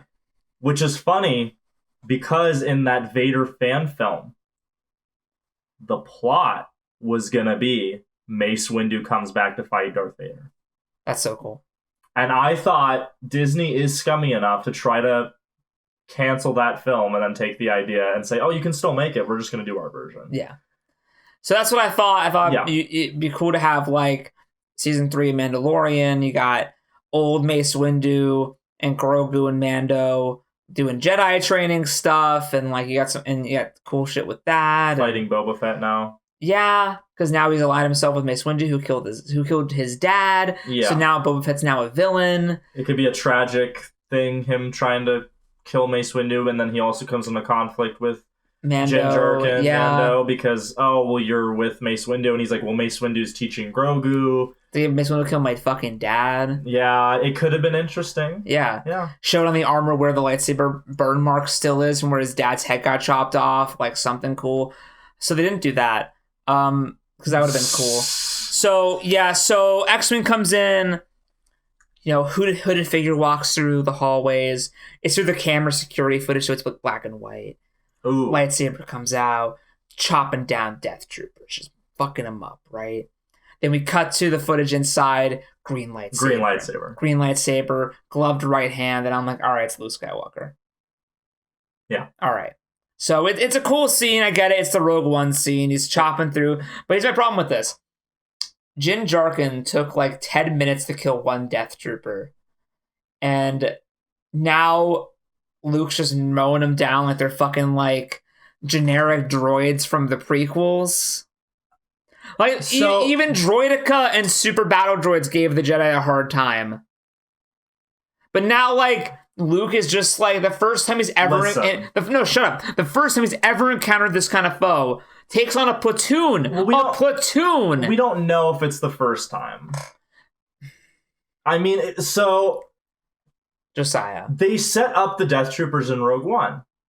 But that was when they were still human. I know. They were ambiguously cyborg. They even said this is the third generation of them. Okay. In this episode. I hear you. Yes, it immediately makes the Death Troopers that were very scary not. Yeah. So, power scaling, fuck you. But I can understand a perhaps strong desire to, I don't know, undo the metric tons of shit they shoveled on the character of Luke Skywalker. Oh, you mean the character assassination that happened? Yeah, the complete destruction of his character and of one of the most beloved characters of all time. Yeah, one of like modern myths like Hercules, like a Perseus of literally the Hercules of our era. Yeah, the way they assassinated him didn't let him actually utilize his Jedi powers in a way that was impressive. Like, he wasn't very powerful. He was kind of a weak old man. So I can see a strong desire to make him the unstoppable, like, do the Darth Vader scene, but now it's Luke, and he's killing Death Troopers, and we just saw how, like, one Death Trooper was, like, fucking destroying Jin Jarkin. And look at Luke, he killed, like, 10 of them. No, like 35 or some shit. Okay, yeah. It's a ridiculous amount. I'm pretty sure he kills off more than are actually initially shown, because that scene lasts for so fucking long. General Grievous. So I can see, again, I'm sympathetic to the desire to show such a scene. The same thing could have gotten across without this level of just undoing what you just did in the previous scene. And furthermore, when I first saw this clip on YouTube, because it popped into my recommends, and I don't really care about spoilers, but since I don't know the details, this whole journey through The Mandalorian has actually been very interesting to kind of interpret from what you were saying, how that translates in the show. But... yeah, go on. Proceed! I saw the clip, and I just saw hooded Luke Skywalker. Right. And cool. Yeah, awesome. That's such a great way to have him, where he has his hood on the whole time, and he's like this mysterious, like he's there. And it's like, no, his cameo is still a cameo, but then you were like, go back or Nathan was like, go back and look. And I watched the rest of the scene, or part of it, in really low poly quality. And Luke Skywalker takes his hood off. And I thought to myself, Sebastian Stan. He's on the Disney lot. he's 2 doors down filming Winter Soldier and the Falcon. Yeah. Like, look up online, because I might not edit these visually because I'm too lazy. But look up Sebastian Stan Luke Skywalker and tell me that's not perfect casting. Sebastian Stan is, like, a good actor. He's the right age for this. He's the right age. Yeah. He's a badass. He's already on your fucking payroll. He looks just like the character. The scene is like a 5-minute scene. You're telling me you couldn't have put, like, you know, put his hair back up in a cap, put on a Mark Hamill wig. Yeah. You know. Yeah. Put him in a black cloak. Yeah. And be like, hey, can you do these lines?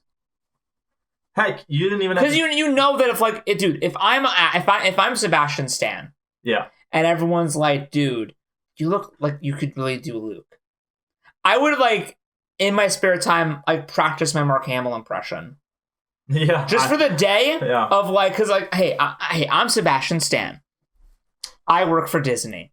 I'm a huge MCU star. I'm a huge MCU star. Got my show coming out. I'm in all the Avengers. I'm in the Avengers movies.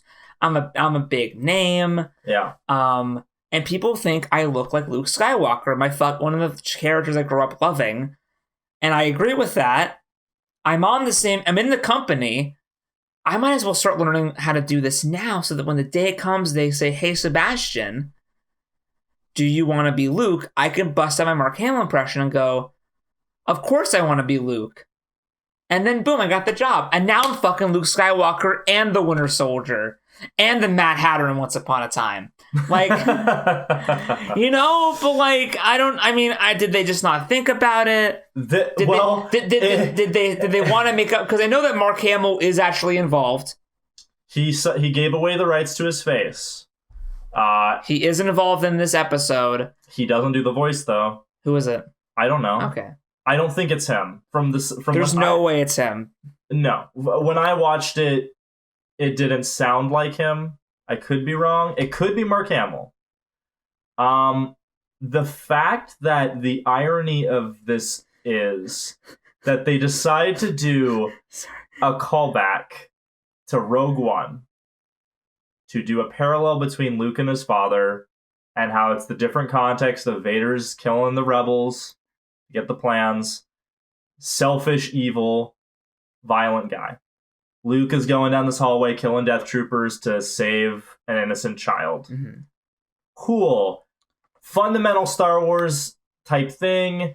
The parallels between father and son, good versus evil, light, darkness, whatever. Yeah, I mean, I'm gonna say outside of the opening of the weird like argument between Boba Fett and Sasha Banks and their WWE match, episode's fine.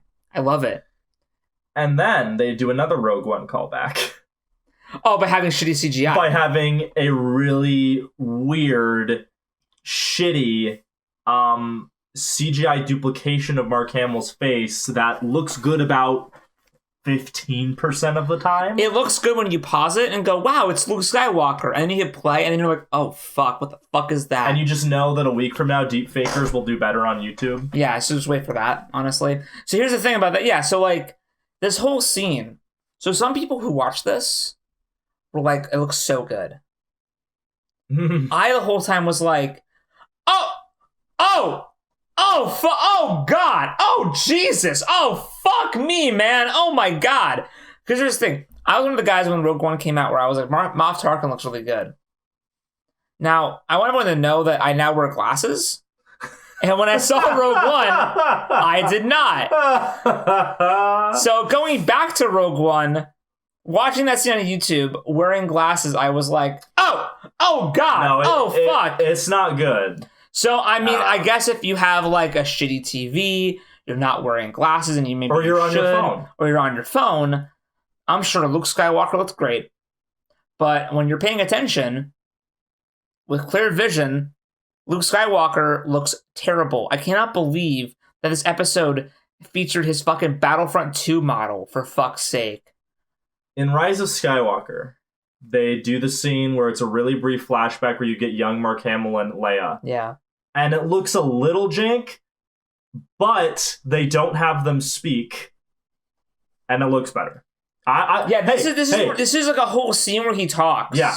Rise of Skywalker had a better idea than this. But there's a lot of times where like we really like avoid Mark Hamill's face. Yeah. He's speaking when like we have like his back to the camera, or like there's a scene where R2 comes out and then R2's like whirring at Grogu, and then like literally the shot is R2 in the left, Grogu in the right, Luke in the middle, and literally the camera cuts off right at the neck.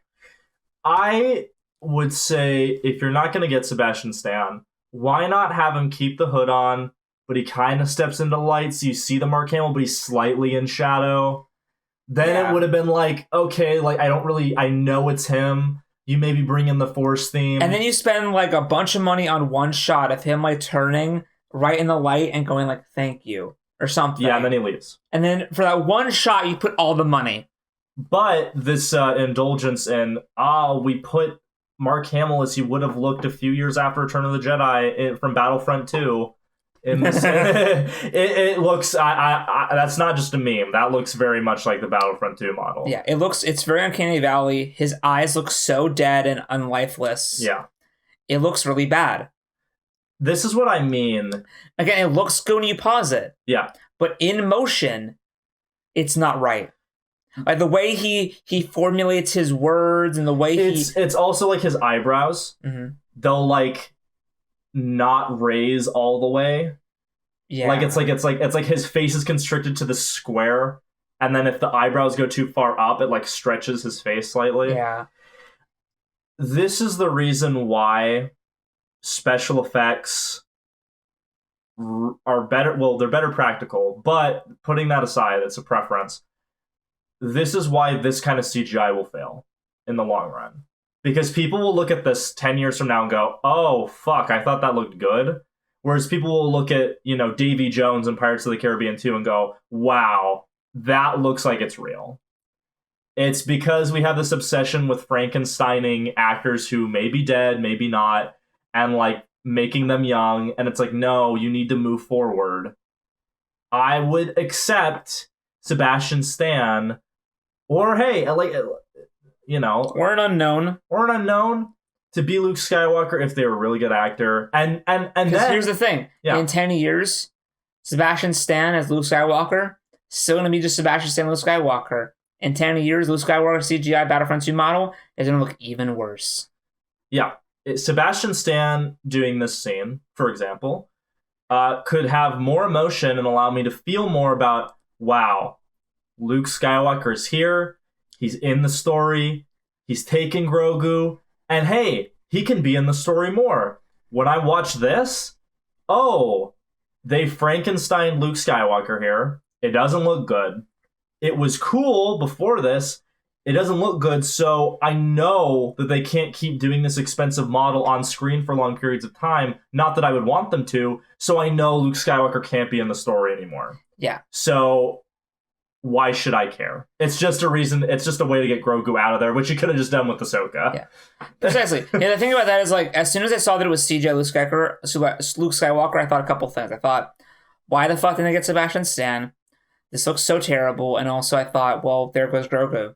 Yeah, he's gone. Because there's no way we're going to keep up the money to keep up CGI Luke Skywalker. There's no way. No. And they were banking on, hey, you're a Star Wars fan. Yeah. You're Luke Skywalker. And that's all I want you to think about. Because it's the same thing with Force Awakens. Force Awakens was this thing where, like, it's better than the prequels. And it was the best thing we've had in a long time. So everyone at first had this fucking, like blinds on. Where they were like, oh man, Star Wars is back. The honeymoon phase. And then the second that started to stop, everyone kind of went back and went, that wasn't... Force Awakens actually wasn't that good. No.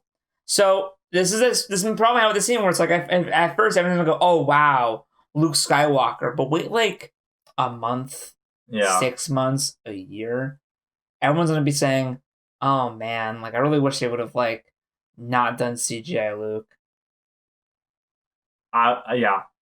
Sebastian Stan, Luke, Mace Windu, anything else. Hey, why not just have Ahsoka come back and do some badass shit at the end? Ahsoka, or why not? Or heaven forbid, someone new. A new Jedi. Why not? Mara Jade, man. Imagine a pop if she. Hey, if you want to make it a twist, you even change her lightsaber to green, right? Yeah. And and this person comes down the hallway and you don't really get a good look at them, and they take it off. Mara Jade. You know the pop you would get from that? Yeah, man. Come on. That would have been a dick busting moment. Yeah. I would have come everywhere. Yeah, that would have been like, oh man, this is happening.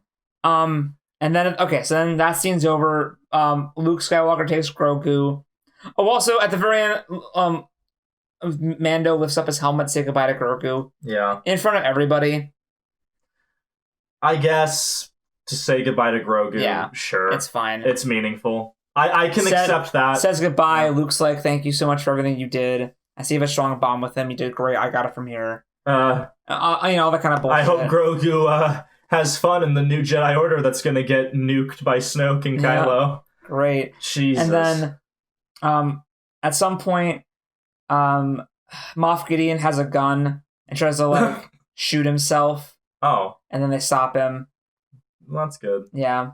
Sorry, John Carlos, but you gotta be in this and the boys more. Apologies. And then it's over. Until the post-credit sequence. So it cuts to Tatooine. Yeah. And we're at Jabba's palace, and I was even like, Jabba's palace? What the fuck? I was like, why the fuck are we here? And then it cuts inside, and on the throne is fucking Bib Fortuna, overweight Bib Fortuna, and I looked it up, voiced by Matthew Wood, Bib Fortuna. Oh man, good on you, Matthew. Man, I'm so happy they're still giving you work. We should take you to Jabba now. So he's there, and then we see like some guards get killed. And a shadow walks down the stairs. And I thought to myself, it's going to be the third Mandalorian, the guy. It's going to be the guy. Okay, sure. Because for me, I'm like, why wasn't the guy ever there? See, you're thinking of the Mandalorian in terms of setup and payoff. I'm sorry. you poor soul. And I'm sorry I expected good storytelling. My apologies. And then down the stairs comes Fennec. And I'm like, okay. Not terrible. Yeah. And then she shoots all the fucking people around Bib Fortuna. There's a Twi'lek slave girl. She sets her free. And then down the stairs comes Boba Fett. And Bib Fortuna's like, oh, Boba! I thought, he's speaking in fucking Huttese. But he's like, I thought you were dead. Oh man, I'm so glad. Boba Fett just shoots Bib Fortuna, I guess. I guess he didn't like him. I guess Bib Fortuna's dead. I'm so glad they reintroduced this kid. Why wasn't he in the Cobb Vanth episode, which was on fucking Tatooine? You could, God damn it. And then Boba Fett like unceremoniously kicks overweight Bib Fortuna, Matthew Wood's body off the fucking thing, sits on the throne. Fennec's like behind him, like on the armrest, popping out a blue milk and starts drinking it. And then it cuts to this title card that says, The Book of Boba Fett, coming December 21st, 2021. Oh. And I'm like, okay, so now we have two possibilities. Either The Book of Boba Fett is a spin-off show, or season 3 of The Mandalorian is the Boba Fett show. And I want to talk about that. And maybe Jin Jarkin has a cameo. I want to talk about the latter possibility, because now that we're done with the season, now let's talk about what could go. What I want to talk about now, what could happen from here, and also what season 2 did poorly overall. So yeah, okay. So let's kill it. Now it's like, okay, so the main plot of so when the Mandalorian first got announced, it was like Boba Fett show. That's what everyone assumed. Yeah, everyone assumed Boba Fett show. Now I'm thinking maybe The Mandalorian is an anthology series, kind of. Like, remember Skins? Yes. Who remembers Skins? The first 2 seasons. I love the arc of you referencing Skins whenever possible. It's a great show, and we all should watch it. So Skins is this cool British show that happened in the early 2000s, 2010s more like, where it was basically, it was these first 2 seasons were these kids in like early college, a bunch of fucking party kids, you know, going through their own personal drama. Every episode of the season was about a different kid, which ended in the final episode that was called Everyone, where all the plot lines kind of connected, boom, boom, got together. Season 2, same thing. Then season 3 was like a new generation of kids. Yeah. Still called Skins, still same town. Older characters would pop in every once in a while. Right. And I shift the focus from one of the main characters in season 1 of Skins had a younger sister named Effie, who was also a very promiscuous and a party girl. Yeah. But now in season 3 became the main character. So she was that transitional character of like, I was once a side character. Now it's about my generation of kids who are in the early college age and now what we're going through. Yeah. Then season 4, same cast of kids, and season 5, new cast of kids. Every 2 seasons, yeah. Every 2 seasons, it was called Generations. Where it was like a whole new writing staff, kind of. Oh, and cool. Like, I didn't know that. It was very cool. I mean, I admit Generation 3 was not that good, but it was still a cool concept. Yeah. And then season 7 was literally bringing back characters from seasons 1, 2, 3, and 4, no one from 5 and 6, and just telling them as they're adults. Because fuck the other ones. Yeah. Skins is the show where we got Gendry and the chick Sam fucks in Game of Thrones. Gilly, yeah. Gilly's in there. Yeah. Sam, the kid who plays Tony is the kid from that zombie love movie. Warm Bodies. Warm Bodies, that kid. Yep. He's also Nux in Mad Max. And he's Beast. Beast. In X-Men, yeah. Yeah, Nicholas Hoult. Hoult. Very good actor. Started out as a dickhead on Skins. Yeah. But that show at first, I was a little pissed when season 3 started, and I was like, where's Tony? Where's Sid? Where's Cassie? Where's Michelle? You know, where's Chris? Where's all the characters I know? Where's Maxie? Where's all these characters I like? And then it was like, oh, this is an anthology show.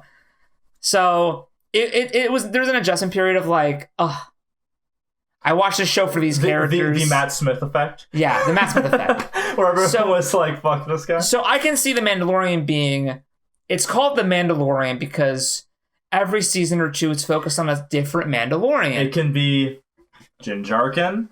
It can be Boba Fett. It can be Bo-Katan. It could be Sabine.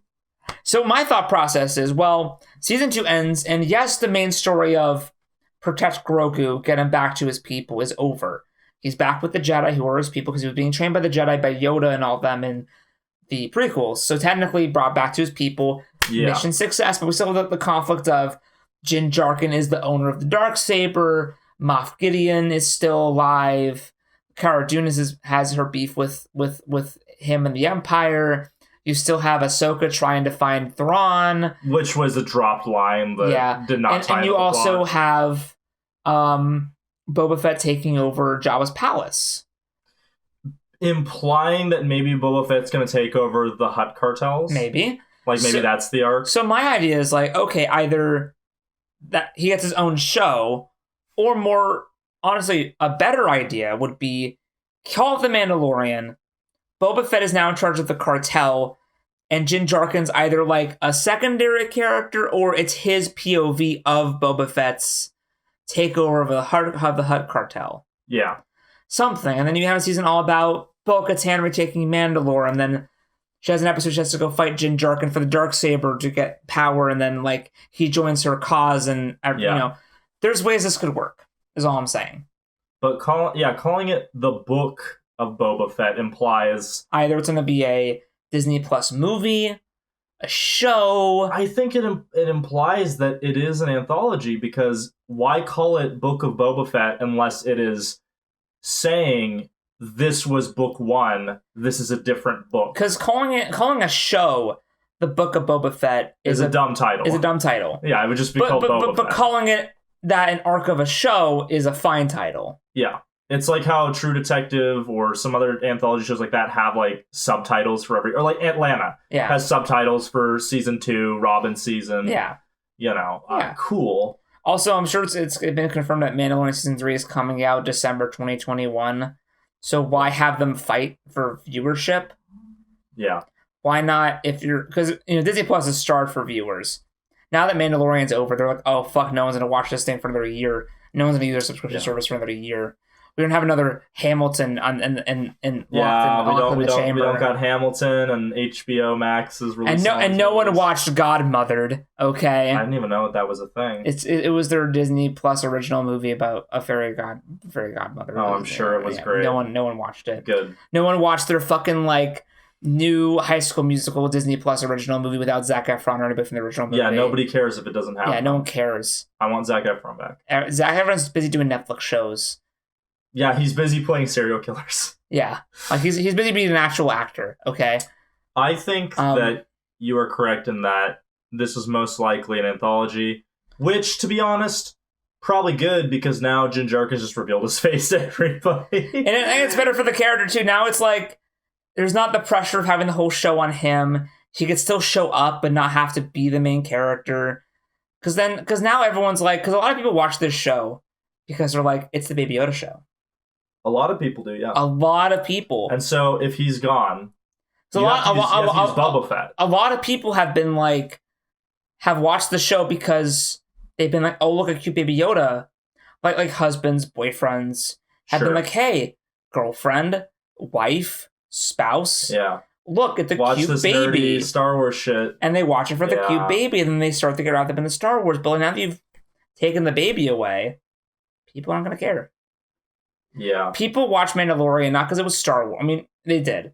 They watched it because it was Star Wars, if only because it was better than the alternative that was currently in theaters. But they kept watching because of the story of Grogu and Jin Jarkin. 100%. 100%. That's what kept them going. Let's talk about now the differing ideologies between Season 1 of Mandalorian and Season 2. And I want to use wrestling as an analogy. Go ahead. As we do. It makes a good analogy. So, people who don't watch wrestling, I'll make this easy for you. Name right now wrestlers you know. Ah, yes. The Rock.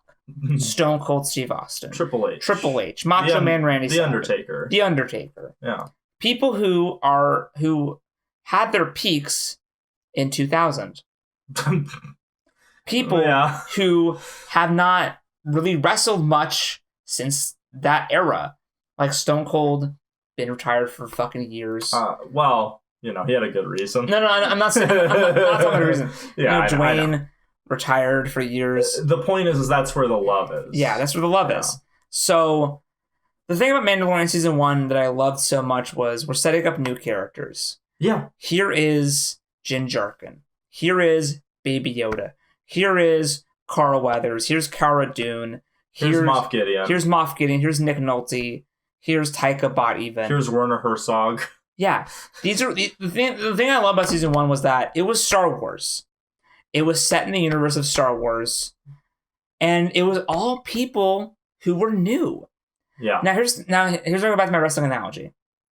The reason why wrestling is not as popular as it used to be is for a lot of reasons, but a big one is they couldn't make you care as much about as you did about Stone Cold Steve Austin as Roman Reigns. Yeah. They couldn't translate the Attitude Era's love for those characters, by Attitude Era, I mean the original trilogy, to the new characters of this new generation of characters / wrestlers. That's why wrestling isn't as popular as it used to be, is because they didn't build up the new characters for you to enjoy. Yeah. So when they were too dependent on what they currently had, and then once they weren't having that anymore, they were like, well, we have to just hold on to that. Yeah. It's sad. And so the reason why the sequel films partially failed, there's a lot of reasons, of course, but was that they didn't focus on building up Rey and Finn and Poe. They were let's shove in Chewbacca, Han Solo, R2-D2, C-3PO, and U9, and Luke and Leia and Palpatine and Vader. And they didn't focus on building up the new characters of Finn, Rey, Poe, Kylo Ren. They tried with Kylo Ren, and then they and Hux. Yeah. You should have built the series around Hux, Kylo, Poe, Rey, Finn. Instead, you focus too much on the legacy characters. So in Mandalorian, the reason why I thought, oh, this is good, is that we have new people to focus on. And it's why I love Mandalorian Season 1 more than 2. As you probably should. Even though I will argue that Season 1 has worse episodes. Sure. They were fucking trying something new with new characters and new ideas. When they go to Tatooine and there's a shitty Han Solo ripoff, at least it isn't fucking Han Solo. Right. It could have been really easy to get Alden Ehrenreich to come in and do a fucking episode. Could have been so easy. Yeah. You know what I mean? And like, that's why I think it's really cool, because everyone now cares about Mando and Grogu and Cara Dune and all these new people that... These are the popular characters. It's not... People aren't saying, where's Luke Skywalker in The Mandalorian? They're like, no, that's not what I'm interested in. Now, this brings me to another wrestling point. In wrestling nowadays, when WWE gets desperate, they do this thing where they will call up their legacy characters. Saudi shows, yeah. Right. I'm trying to speak to the Last Jedi is a Saudi show. Right. Yeah. I'm speaking to the layman here. Sorry. Come on, don't confuse them. I want to keep them with us right now. My bad. So, hey guys, ratings are down. Let's bring up Stone Cold Steve Austin. Hey guys, ratings are down. Let's get the Undertaker in there. Hey guys, ratings are down. Let's call up John Cena. Hey guys, ratings are down. Let's call up The Rock.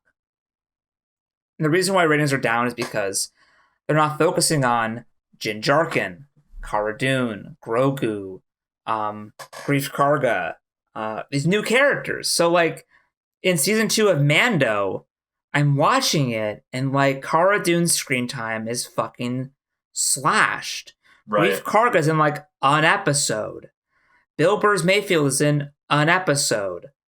Other characters are going to come back. Like Clancy Brown's cool guy doesn't come back. The 2 Twi'leks don't come back. I forget if they die or not, but like, you know what I mean? Like they're not building up like new characters. It's like, oh, it's so formulaic where it's like, okay, all right. Like, and dude, that's my problem with Cobb Vanth is like, I want Cobb Vanth to have been the new or part of the crew. Yes. Like, hey. I thought that it was going to be, let's build a party. Yeah. Because I love those kinds of stories where it's like, let's build the party of characters. How do they interact?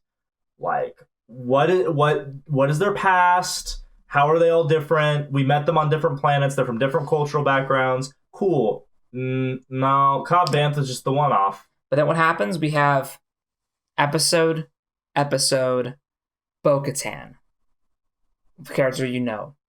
Episode, Ahsoka, more of a popular character that you know. Oh, don't forget Boba Fett. I'm getting there. He was in episode 1. Okay, I'm gonna restart now. No, sorry. No, fuck you. No, you're right. Yeah. You're right. Episode 1, Boba Fett. Episode 2, nobody. Episode 3, Bo-Katan. Yeah. Episode 4, nobody. Episode 5, Ahsoka. Episode 6, oh, Boba Fett. Episode 7, nobody. Episode 8, Luke Skywalker. Right. Season 1 didn't have any legacy characters. Yeah. At all. It was all building up the new people. So my problem with Mandalorian Season 2 is essentially that they're not trying to build up the established characters we know. Because now all of a sudden we got Ahsoka show, Boba Fett show. Mm-hmm. And it's like, what the fuck are we doing here? Yeah, what was the point of all this? What was the point of starting a show with a new character, with a new plot line, to just revert back to what you know? Yeah. It feels like being a wrestling fan, where it's like, you start building up Ricochet. You start building up Cedric Alexander. I'm really caring. Like, you start building up Bray Wyatt. Start building up all these new talent. Right to go, Bill Goldberg, Randy Orton, The Rock, John Cena, whoever the fuck, right? Yeah. Like, it's in the long run, it's going to hurt them because they should be building up new people. New characters. They must, okay, there's 3 possibilities that exist in my mind. Okay. A, Mandalorian Season 1 did very well. It didn't do as well as they wanted. Immediately, Disney was like, you need more fan service. You need legacy characters in season 2. That's possibility A. And this might be a combination of all these. Right. Option B. They got way too big for their britches. Mandalorian season 1 was extremely successful. And so they were like, well, we got the money here. We're going to explode out and just really tie into the universe. And we're going to make this the 3rd show that follows Clone Wars and Rebels by bringing in Ahsoka. We're bringing in Thrawn at some point, probably. Okay. That's option 2. Option 3. The funniest one. They literally just, like, didn't know what the fuck they were doing. And they are just in the mindset of, we're doing a Star Wars show, beep-ba-deep-ba-deep. Oh, Ahsoka Tano. Was there, like, a point for her to be in the story? She told them about The Rock. Watch her in her own show. And it's like, so you could have just released her show and not needed her here. Yeah. Okay. Oh, Boba Fett, like, he's a little bit more in the story. Like, you kind of care about him a little bit more. Okay, like, is he going to be, like, an antagonist? Like, is he going to have, like, conflict with Din Djarin? No, he kind of just helps him and go watch his own show. Okay. Oh, I want more Cara Dune. Oh, well, go watch your own show. I was baffled when you told me that this was how the season ended, because I'm like, I thought we were just starting. Like, season 1 was just getting the groundwork. I assumed season 2 was going to lead into, like, season 3, which was, like, the conclusion of the story, like a trilogy. Or like the way to try to, like, oh, we have to go find them where the Jedi are hiding. Yes, I thought that was going to be, like, and we would get more with Moff Gideon, because he's barely been in it. And so I assume he's going to get more and more screen time until he's actually, like, a main character. Not really. No. He might come back, maybe. If Giancarlo Esposito's not shooting more of the boys. I sure that values his time. Well, yeah. And so those are the 3 possibilities I can see for why this season went down this road. And none of them are good decisions. Well, because the biggest thing about these episodes is that most of the episodes' runtime are just random-ass fights. Yes. That don't go anywhere or do anything. Yeah. Well, episode 1... Random pirates show up. Oh. Random pirates show up. Like, I think episode 1's probably, like, the best one. From what you have told me, episode 1 seems like the best isolated story. Like, every scene has a reason for being there. Yeah. Every scene has a purpose. It naturally leads to the next scene and then to the next scene. Yeah. And it makes sense. There's reasons for everything. Episode 2, I guess my ship got hurt and now I'm stuck on this planet with this frog lady. And that episode's over. Eating people jokes. And then episode 3, oh, hey, you're a Mandalorian. So am I. I need your help finding more of me. Wait, was that the plot of the episode? What happened? What did that lead to? Because 4 was... Oh, he told her about Ahsoka. So that episode 3 was, hey, you're a Mandalorian. Help me. Oh, that's like a Jedi thing. Talk to my friend Ahsoka. Bye. Interspersed with like 5 other fight scenes. And that episode had him getting betrayed by the random guy. Yep. The Mandalorians coming in to save him. Him saying fuck you. Him walking down another alley, getting jumped. Mandalorians save him again. Yeah. And then they talk. Yeah. Cut out that second scene. Dude, and then episode fucking like 4. What even happened? What was that one again? This whole season could have been 22-minute episodes. And it would have been fine. Yeah, you would have lost almost nothing. Bro, the fucking Robert Rodriguez Boba Fett episode would have been like 10 minutes. Yeah, who cares? 10 minutes. Like, you know? Wow. Mandalorian needs to focus on building up new characters, not relying on member berries. Someone made a really good post on Twitter where they were like, Season 8 of Mandalorian summarized in 4 pictures, and it was 4 images of someone dangling keys in your face. Yeah. That's all it is. Like, hey, look at that. Ooh. Ooh, look at this. Look what we're doing. Yeah. Look, it's Luke Skywalker. Remember Luke Skywalker? Remember Luke Skywalker, guys? Remember that one scene in Rogue One, like, guys? Remember Luke? We're doing it with Luke. Remember Luke Skywalker? Did you ever watch Star Wars? Luke Skywalker. I am terrified. I know it probably won't be. Like, I have faith that if Deborah Cho has enough control, it'll be good. But goddamn, if this is what the Kenobi show is gonna be, let's have Obi-Wan go across the galaxy and see all his old friends. Oh, and then he comes back to Tatooine to protect Luke. Yeah, he made a few trips on vacation away from Tatooine. Oh, so that makes his sacrifice and being in hiding ultimately pointless. Yeah, but you saw those characters you knew. Gee, thanks. Like, if that's what it is, man, like, fuck. Because, like, that's the thing about Star Wars, man, is, like, let's be real.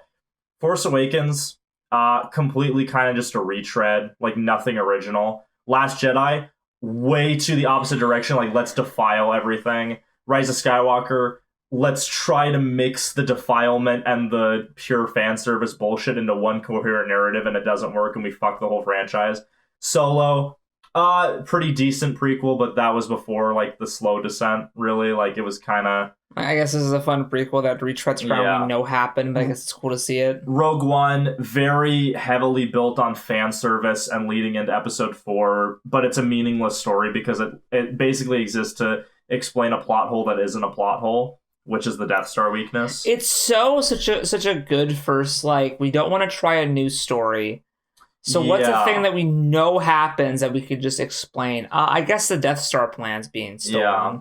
The Mandalorian season 2 died. Many Bothans died. Imagine it was getting the second Death Star plans. That would have been a cool movie. Would have been way cooler. It's like, oh, we have all these Bothans, like they're not human, like we're following aliens now. Whoa, not humans in my Star Wars? I fucking love how they're like, oh, the Empire is racist towards aliens and they only like humans. Oh, why don't you guys ever have aliens as, like, your main characters? Oh, well, people can't relate to them. They only relate to humans. It's like, okay, I think you should... Your wires are crossed there. It's similar to their whole... there's not just pure evil and pure good. Oh, but we killed everyone. Yeah. Like, Mandalorian Season 2 feels like a sequel to Rogue One. Yeah. Where it's, like, very dependent on... Oh, Moff Tarkin, we CGI'd him to look like Peter Cushing. We didn't just get an actor who looked like him from Revenge of the Sith. Oh, why didn't you just do that? Even the actor who was doing the performance without the CGI looks enough like Tarkin where I would have accepted it. Yeah. Oh, well, fuck you. Oh, Princess Leia has the plans to be... Oh, Darth Vader's going to...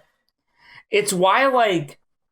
It all boils down to the one singular issue of making Luke CGI. They don't care to build him they don't care to build up Luke like, oh, what did Luke do between episodes 6 and 7? Yeah. It's not about telling that story. It's about Luke Skywalker.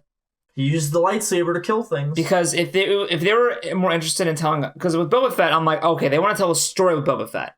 Yeah, it's very clear, good or bad, they do want to tell a story with him. Same with Ahsoka. And it's like, but then I look at Luke and I'm like, you're there for fan service, and all the fans, you're giving them exactly what they want to see. You're all freaking out. You're all going crazy. You're all sucking the cock of Disney. And listen, Mandalorian, it's a fine show. I enjoy it. There's a reason I watch it. That every Friday when it comes out, I make sure I watch Mandalorian. I have fun with this show. I'm not someone who's devoid of having fun. I get accused of that a lot. Of being a guy who does not know how to have a good time. I have a good time. I enjoy Mandalorian. I like the episodes, I like the characters, I like the scenes that are happening. I think I have a better time, though, when the compelling story is being told and things are happening for reasons. Like, you made a joke earlier. When I was talking about how the post-credit scene happened, and I saw a figure walk down a hallway, and I thought, oh, this must be why the third Mandalorian was off-screen, because they were saving him for the post-credits. And then you jokingly said, you expected setup and payoff? Or something like that? That's what I said, yeah. And it's like, that's the problem with this show, is that, like... Well, you know a show isn't good when you're like, oh, hey... that thing I complained about earlier, I totally get what you did. I'm giving you an out. That's all you have to do. And then it's something way worse. Yeah. that's when you know that it's in trouble. Like, will the Mandalorian ever discuss the missing third Mandalorian? No. Maybe in season 12. Where did he go? Why was he not there? Did he die? Why did no one talk about him? Help me? Help? Life alert? Something? They just didn't care. Fuck, man. He was literally a prop, dude. In a show called The Mandalorian. So I watched episode 3 of season 1. We watched it together. Yeah, per Sal's recommendation. And I had stopped after the first 2 episodes of Mandalorian because I'm like, hey, listen, I was watching it. I was kind of bored and or just felt nothing. I like the aesthetic. I like the music. I like the setup. It's just not working for me. Then I watched episode 3 recently, and I was like, wow, that was really good. I actually felt The Mandalorian. I get why this is the way it became a meme. Like, that was hype. That was legitimately really cool, and I care about the Mandalorian culture. Very good job. But you can do it. It's not hard. But so compare that episode, and then we have a scene where Bo-Katan, Sasha Banks, and this third guy shows up. Oh, is he important? Like, the show's called The Mandalorian. I should care about the characters who are Mandalorians. No, he's just in the background. Oh, okay. Why was he there? It doesn't matter, I guess. Yeah, that's the thing is, like I was saying earlier, going through this journey of not watching, but kind of receiving The Mandalorian season 2. It's very unfortunate. It's not great. It's not what people are saying it is. I think my biggest issue with the show is not like the actual show itself. It's more of the response to the show. Yeah. Because for me, as someone who really takes pride in knowing good storytelling, knowing setup and payoff, knowing how to tell and enjoy a good story, seeing people lose their fucking minds right over this show, and I'm like, it's not bad. The show isn't. The show isn't bad. It isn't phenomenal. It's good. It's a solid 6 out of 10. And 6 out of 10 isn't bad. I know we've been indoctrinated into thinking that a 6... Blame the education system. Yeah, that thinking that, a 6 is a failing grade. Okay, it's not. No, 6 out of 10 is mostly good. There's problems. Sure. But it's not a 4 out of 10, because that's mostly bad, but has some good things. I'd say that's a 5. Well, 5's kind of mediocre, but whatever. Yeah. It doesn't matter. But it's a solid, it's good. It has room for improvement. It has done things that are bad, but it's not awful, but it's not fantastic. It's not The Wire. It's not There Will Be Blood. It's not Deadwood. It's not, you know what I mean? Yeah, it's not Deadwood. It's not it's a popcorn show. Yeah, it's just there for, especially, this season's it's all about that fun fight stuff. Yeah, and we should wrap up, but I don't know, man. Mandalorian season 2 overall, not bad, not blowing my nuts though. It's not this thing that everyone's freaking out about. The hype is way too high for this show for what it is. And it saddens me that there are such great shows that come out that no one talks about because it had that Disney Star Wars slapped on top of it. Right. You know what I mean? There's so many other shows out there that are better than this. I will say, Queen's Gambit did really well. People were hyped about that, and that wasn't a... That was such a fucking amazing fluke that happened. I truly don't know how that exploded. Queen's Gambit is a show where I'm like, that should be the show everyone's like, have you seen the latest episode? Yeah. That should be that. Dude, because Queen's Gambit was legitimately fucking amazing. Every episode was good. There was almost no flaws. No. Barely any. Yeah. Of course they're there because every show has flaws, but fucking great show. I could reevaluate it, but my point is it's so well structured and considered. But people like aren't like talking about it. They were talking about Mandalorian. I think it's why? Because it's not called Star Wars: The Queen's Gambit. I think I think it's just battered wife syndrome. I think at this point, like, Star Wars went so bad. Come on, like, Rise of Skywalker made the prequels look like the original trilogy. Yeah, like, it was that bad, and people are so beat up by their spouse here that when the spouse gives them flowers and chocolates, and the chocolates are really cheap, but they still taste good. Like, but hey, they went through the effort of buying you chocolate. They did. They got me chocolate, and yeah, I was at the dollar store, but it's better than a fist. And so I think that's entirely what it is. It's like, oh my god, I love my spouse so much. They're not beating me anymore. And it's like, yeah, but this is so shallow and not really making up for what happened. It's like guys, I made a post on Twitter about this where I was like, imagine like you start dating, like, you start dating somebody, and like it starts off really fucking good, like amazing time, and then like it gets pretty bad, and you think it can't get worse than this, and then it gets worse than that, like the worst it's ever been, and like literally it's terrible, and then one day sort of kind of acting nice again. You know, maybe I have a chance. Yeah, maybe my faith has been rewarded. Yeah. That's you watching Star Wars. Like that. Yeah, no, that's what it is. Like, you are the abused girlfriend, and Star Wars is literally like Kathleen Kennedy and a wife beater hitting you. Ahsoka is that one day where they massage your shoulders. Yeah, and you were like, "Oh, that was really nice." You didn't have to do that. Okay. Yeah, cool. Yeah, it's Kathleen Kennedy and a wife beater just smacking the shit out of you. Yeah, it's depressing. Yeah. Watch other things. Like, I mean, I know everyone's like, oh, but you watch Mandalorian. And it's like, yeah, because I do love Star Wars. Like, in my heart, I'm a Star Wars fan. Yeah. But I watch it because I know that it could be so good. I know that because I've watched the first 3 movies. There's nothing more galling than missed potential. Yeah. I think is what... The thing is our conversations have made me really invested in it not being what it is. Yeah. I've been, because at first I'm like, oh, you know, it was kind of just fun as like a weird off thing, and now I'm because I haven't been watching it, I'm like, oh, I actually really enjoy the process of like seeing where this could improve, because I know this could be good. It could be, man. That's the sad part, is that like it could be what everyone thinks it is, but it isn't.